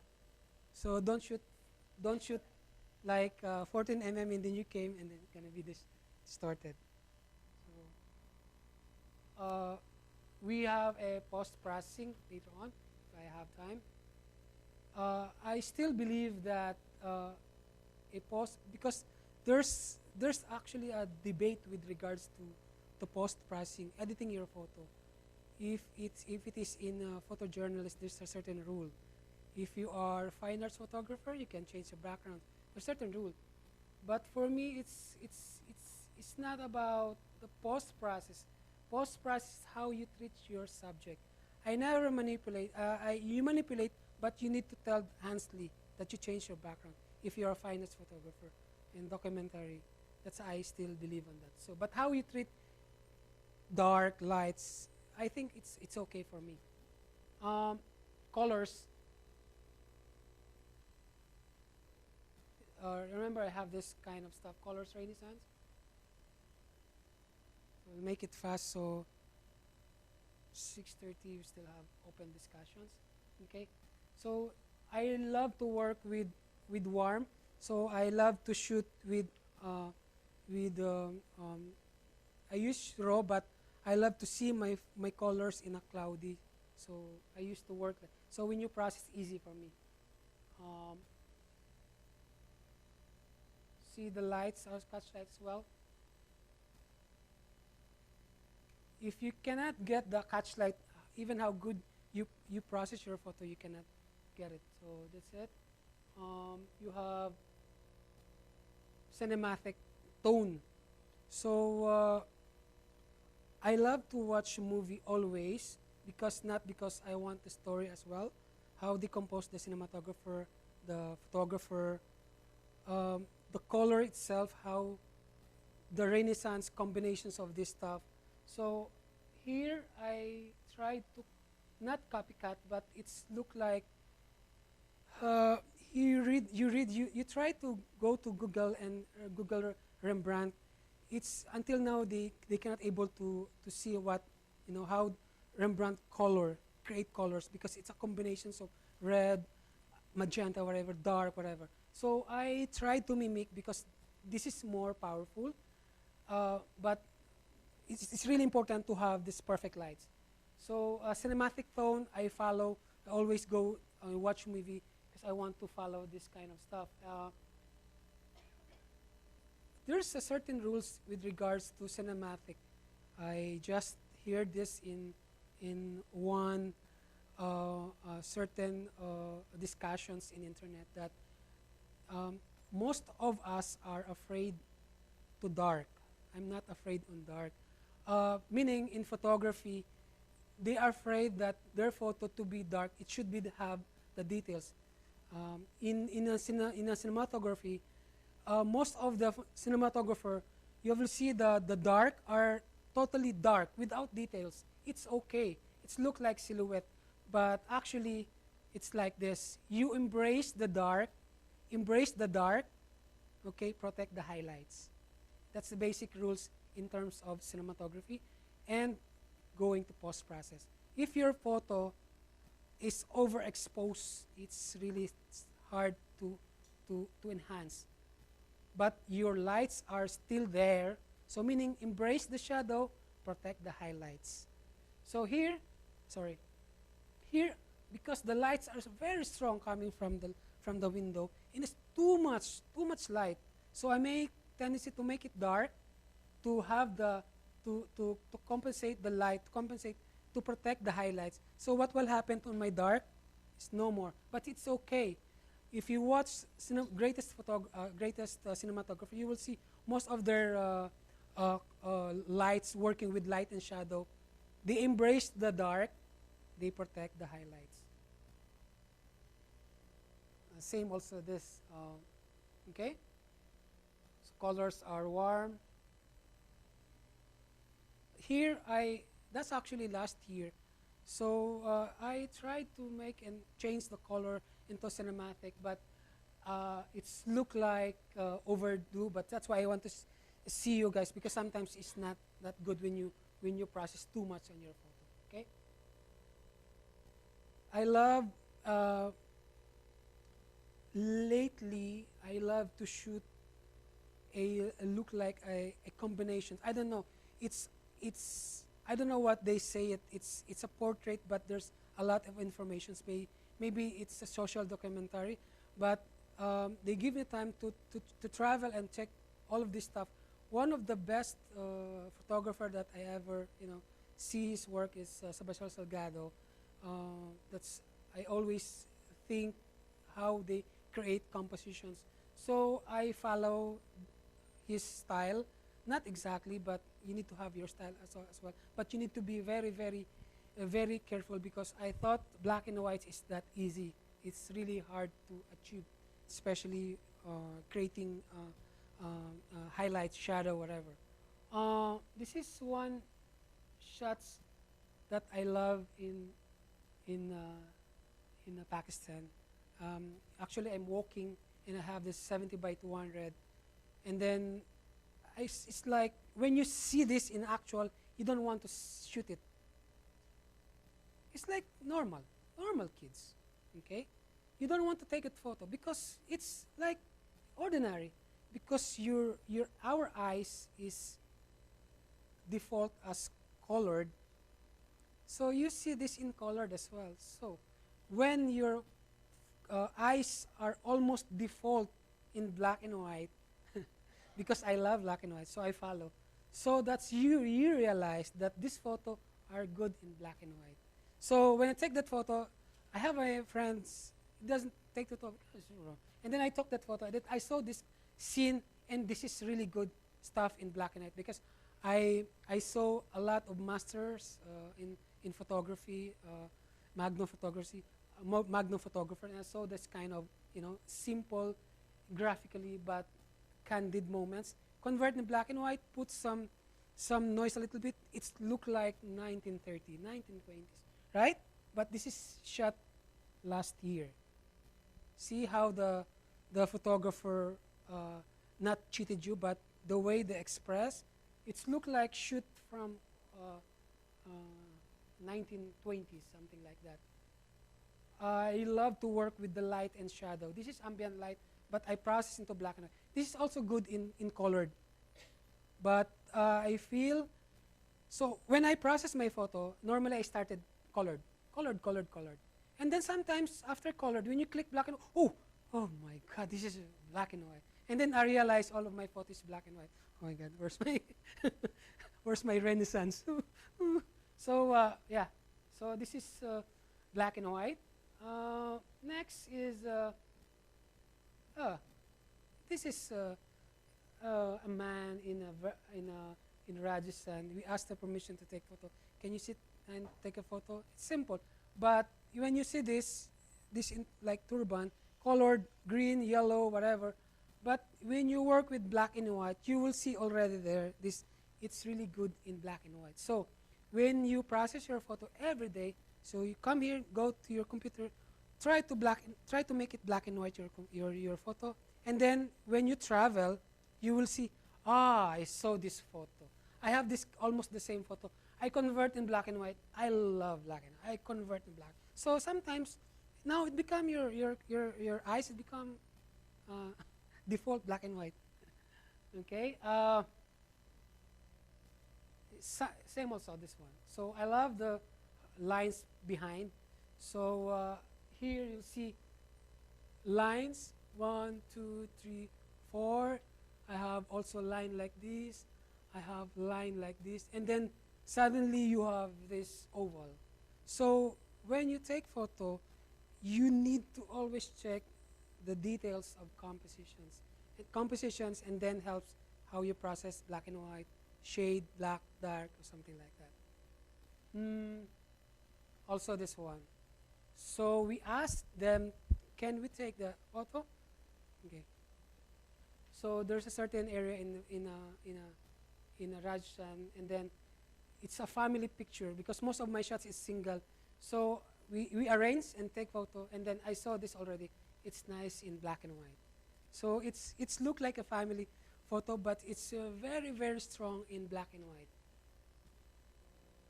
Setting. So I'm not like, if you asked me later, with regards to with regards to setting whatever. I'm not like a very guru in terms of technical aspect. Okay, so you can follow this actually. Love to work with JPEG also. I'm using also RAW, so it's up to you. But RAW, when you travel, better to work with RAW because you travel. You pay a lot, so you can you need to buy some really good SD card. But when you shoot like if I want to shoot my friend, use JPEG. But if sometimes it's not enough, it's okay. It's okay. RAW and JPEG is fine, no problem. Use single AF points. So normally I'm not a fan of lots because I want to shoot my subject single. So the problem you need to know this using because we are afraid because sometimes you are afraid that the backgrounds are blur, right? Sometimes the foreground is blur because you're using only one. This is the basic principle of a single point normally used. When I take this photo, my friend, and you are level on this, yes, even I focus this one, right? When you are behind, that's going to be a problem, right? So there's a little bit. So that's why I never shoot, let's say, you want to shoot your model, let's say they are 5. Try to, not too much overlap. Try to make it balanced. So you focus only one, totally, right, sharp. So don't afraid to put like 69, whatever, 60, 50. Okay, so I love to work with a single a point. So I love to work with underexposed because I love dark. So instead of creating on Adobe Photoshop, so I put my exposure compensation, so a little bit underexposed. And then I love to work with aperture priority. Who's using manual here? Wow. Manual for travel? Huh? Sometimes. But most of you guys travel or you work manual. I love to work manual in terms of portrait with regards with the lights because I'm using also studio lights, whatever. Manual is great, but you need travel, no. You know why? Okay. I'll give you a sample. Okay. Okay. No, it's okay. I didn't like. So I have my model. I have my subject here. Okay. I have manual, right? Manual. You put your you properly expose this your model, your subject, and then your subject is flying. It's a bird. No, I'm just joking. Okay. He's moving. He's walking like this, going to the dark area. What if you're in a manual mode? What are you going to do? You adjust. You walk. Have you seen this have you seen any National Geographic photographer using this one? No. Because normally they 99% they work with aperture priority. Because you don't have time to you walk and then oh my god you go to the dark, oh my, you cannot. So you put this in aperture priority and you have this certain instinct that this subject, maybe this subject will go to the dark area. So I always think that this I'll try to put this in 1600. So when I started shooting and then he walked, it's okay. So only focusing, not changing your. When I start my photography, I always do manual. Then I change it because this is the basic one. Of course, machine higher. So that's why, if you want to travel and you follow this kind of stuff, you need to have a gear that really good in terms of higher ISO. Okay, and why you need to have autofocus? Don't need with manual focus. It's hard, no? I never used only used manual focus with let's say if there's a shiny or window or glass that something I used manual focus, but mostly 99% I use autofocus. Because if you're using JPEG, this is my default, cloudy, because it's a warm. But if you're in RAW, it's never mind, right, boss? Tips and techniques. Normally, I love to work with wide angle, because in wide angle I can shoot very quick, without focusing.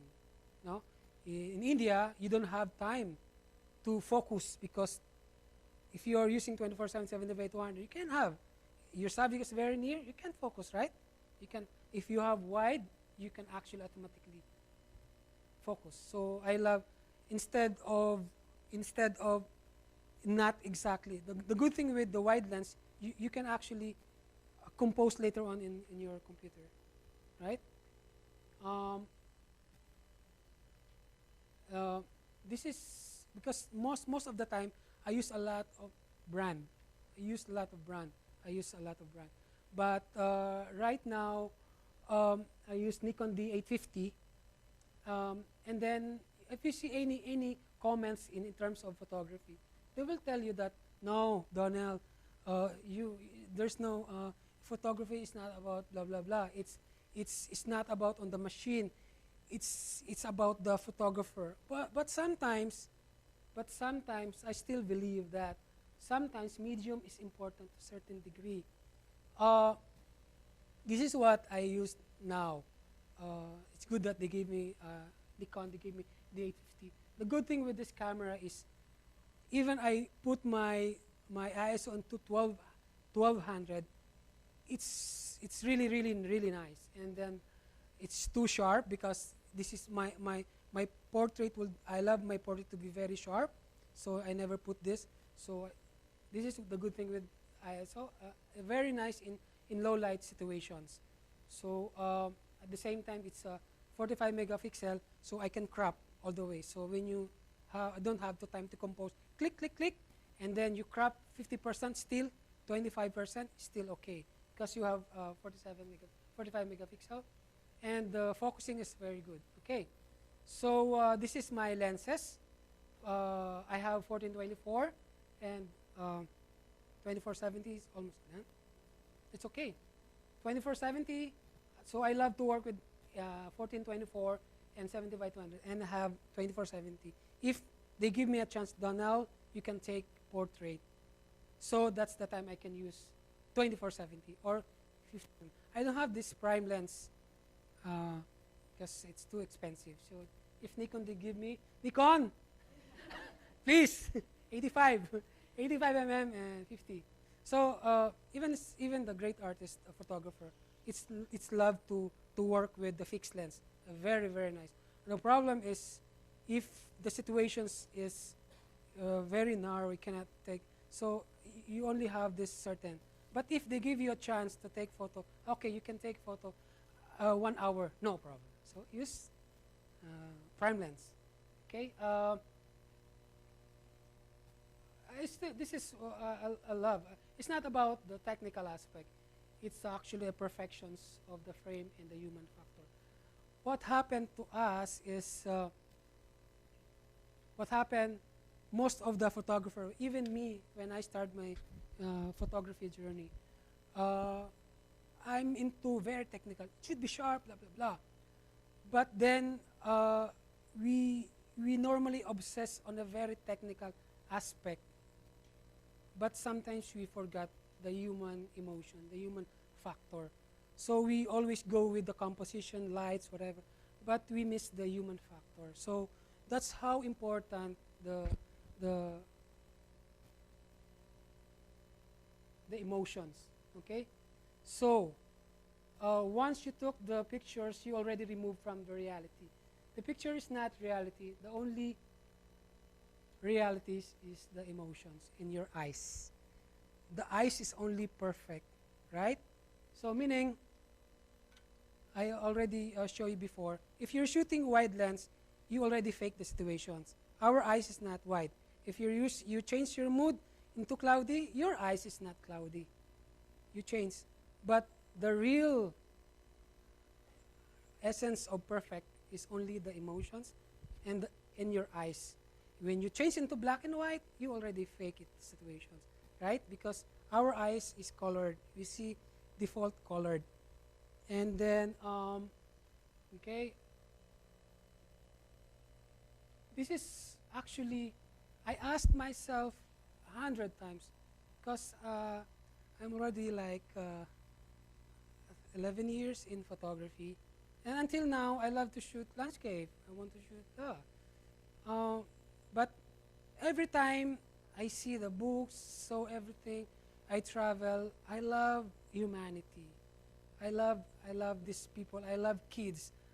I love this kind. So then I realized this is what I really want.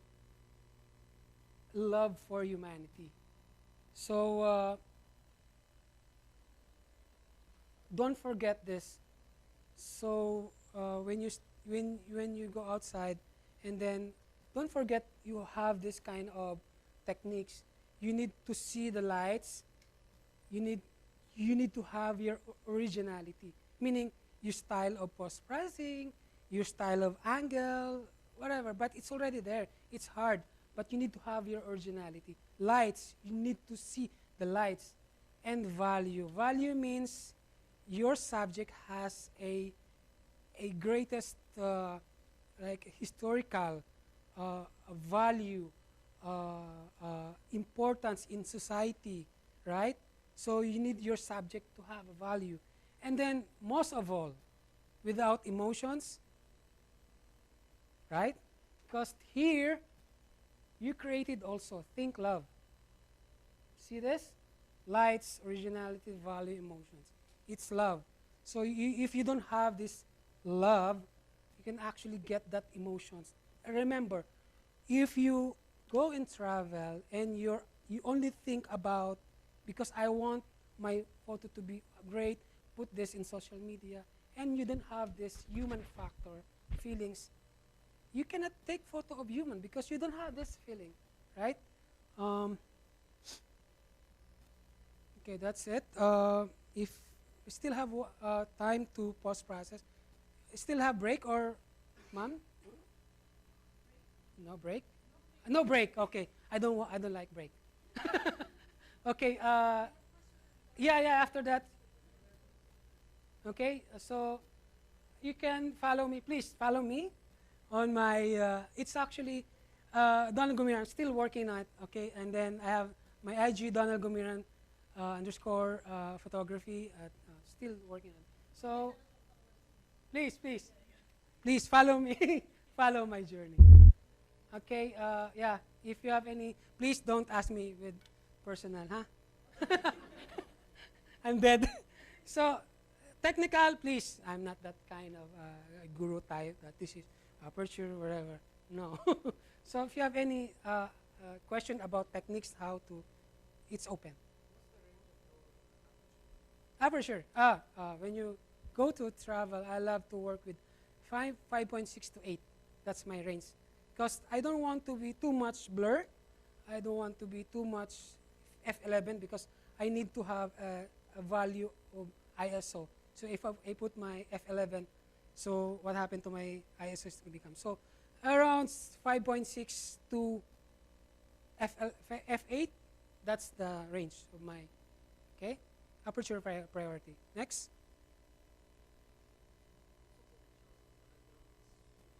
Yeah. Not exactly. Before, I try to make it sharp, but it's look like fake because I normally love to go to competitions. I travel because I love to compete. The good thing with the competitions is you enhance your capability with regards to photography. Because if you go to travel and take photo, blam, blam, blam, and then you feel that you are good, that's it. You stop that. When you go to competitions and you will see what happened to competitions is your photo is really good, but end of the day they will see how the technical aspect. So if your photo, even your photo is good, and then the technical behind is not that sharp still. So yeah, Yeah, it could be on a sharp, but on how the photographer focused. No, I try to always shoot the single. Yeah. Okay, next, ma'am. Yes, yes. I recommend. Okay, because I normally. Other than Lightroom. Yeah, yeah. With regards to editing, yeah, I work only Adobe Photoshop and RAW. Yeah, but I think for me, RAW, Lightroom is you only want to properly expose, then Photoshop will follow because you are look like a painter. You are look like in a dark room, dark and then. But I tried always that in my camera it's already there. All of my friends know that. We travel and I give my camera. Oh, check this one. You see that? So that's it. Next. Oh. Okay. Actually, I'm a landscape photographer, so maybe you're wondering why I'm here. I actually have a fear of shooting people. You know. Why? Yeah. Yeah. Okay. Why? Now I want to ask your advice for Okay. someone like me. You know Yeah, that yeah. have this like not comfortable shooting people. Yeah, yes, yes, yes. You know, First, yeah. so yeah. It's that's a tough question. It's very hard. Before I used to love shooting landscape because when you are new or a beginner, you don't want to shoot people. You are actually you don't want because confrontation is very tough. So it's a matter of you shoot always and then you work with people. So as I tell you before, smile is your language. You smile and then don't panic when you on the because you already in 2019. People knows that there's a lot of camera. So maybe before it's new for them, but we go to travel and they have already. As long as you are not pretending like you are not a fan of this, like you go and then shoot in your height, I think it's not good. But if you ask permission and then you shoot first, you don't ask permission first. You go there in the center, you shoot, and if somebody tell you, dude, you cannot take photo because it's there's certain rules, there's municipality, whatever, so you cannot take a photo. So you tell them, okay, sorry, and then you go. So it's okay. And then normally when in a street in a street, especially in social documentary, I normally put my camera here, never like this, so, and then talk to them. And then if you have this guts to come and tell, hi, how are you? Normally I have a business card. One thing, you need to have a business card because they feel that you are professional. Okay, meaning not because you are good, because when you give business card, meaning you are not like you put this in the so they know where to contact you. So you put then by the way, I'm Donald Gumiran. I'm a photographer. I actually saw you. You have a very very good, green eyes. Can I take your photo? If they tell you no, that's fine. But you approach. The problem before is I don't have this guts to. So what happened? I went back to my room and I will see. Ooh. So I love that photo, but why I didn't take that photo? So the regrets. So better you ask. If good, you are lucky. But here in a Arab region, you need to be very respectful. You know the rules. What I love to shoot when even in go to a certain area event. Sometimes in event, meaning they allowed you to take photo because there's an event, right? You take photo, they dancing. But if you want to take photo in a portrait, normally it is a family. I asked permissions to the head, let's say to the father. Can I take photo of your child because he's a very pretty face? And then if they give you, you're lucky. At least you asked. And then don't fake the situation, meaning don't fake the face. So you wait for that moment, and that's actually the practice every day. Okay, thank you. Next, boss. Hello. Do you use Nick collection with the Yes, Photoshop? yes. You do. Nick software. It's a must. So it's actually a plugins in photography, but Nick software is a must. is a must for photographer, because sometimes you don't have time to create in Adobe Photoshop, and then sometimes it's a combinations. It's a combinations. It's Photoshop, and then you put layer, and then layer Photoshop, Nick software. It's up to you. You have this kind of dynamic style of. Okay, next. Yeah, boss. Yeah, no? You have a lot of questions, please. Okay. Yeah? I have a question for you. Okay. You don't. No more? Okay. Yeah. Please. Just actually, it's just I'm curious about it. Like for example, it's not like every time you have that inspiration, right? Or Yeah. motivation. How do you find like yourself having, that kind of Yeah. motivation within you? Perfect questions. So as a photographer, if you are a beginner, we want our photo to be like, oh, nobody's telling you, only 5 likes. Oh my God, right? So you need to be motivate, right? So first, I have these books, okay, books. Don't go with the very technical, inspirational talk with the greatest photographer, because they are started also the same way around. You started small and then become the greatest. Even Michael Jordan, he missed a lot of shots, and he failed a lot. That's why he became Michael Jordan. So something like that. So I fail a lot also. Then I always check why, and then it become they give you, and at the same time, inspirations with regard to social media right now. Before I loved working with Facebook. Now I focusing on Instagram, because most of the followers there are they give you a chance to they promote you, and then you're very happy. Wow, photo of the day. So you have this, no? At the same time, you work with the very positive people, no? You work with a group that has this capacity. Like before, if you're working with the negative people, say no, it's a very danger. But when you go to travel and you see the comments, go to the positive. You see people going to Afghan, people going to Sudan. You will see this place is good. This place is very good. So you have this positive aspect in life rather than negativity. So most of the time, it's a bonus that I won several competitions in photography that they give you add on your with regards to photography. You feel like I already there, but still, motivate yourself. And then what I love is to share, because when I share and I see you guys coming here, because I know it's Saturday, you give time to come, and who is Donald? He's like an ordinary photographer, but you give it. This is an inspiration. People believe in you. People see that your photo are okay, unique, and that's how I motivate myself.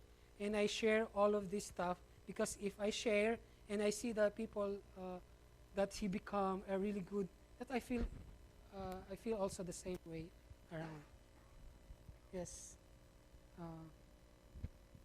Next. Never asked person. Okay, so can I? Okay, thank you very much. Thank you very much. Now, with regards to post processing, I almost done. I can give you my video, basic, and then workflow. So you can send me. Here.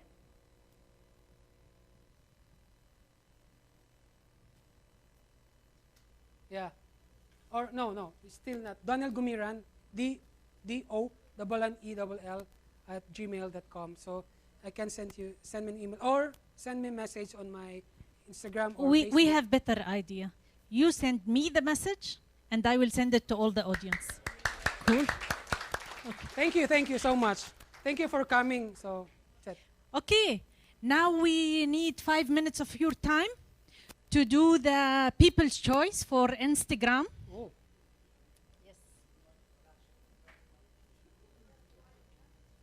sana yung shoot from, love and shoot from the heart. Hi, Bunso. Hi, Bunso. Thank you.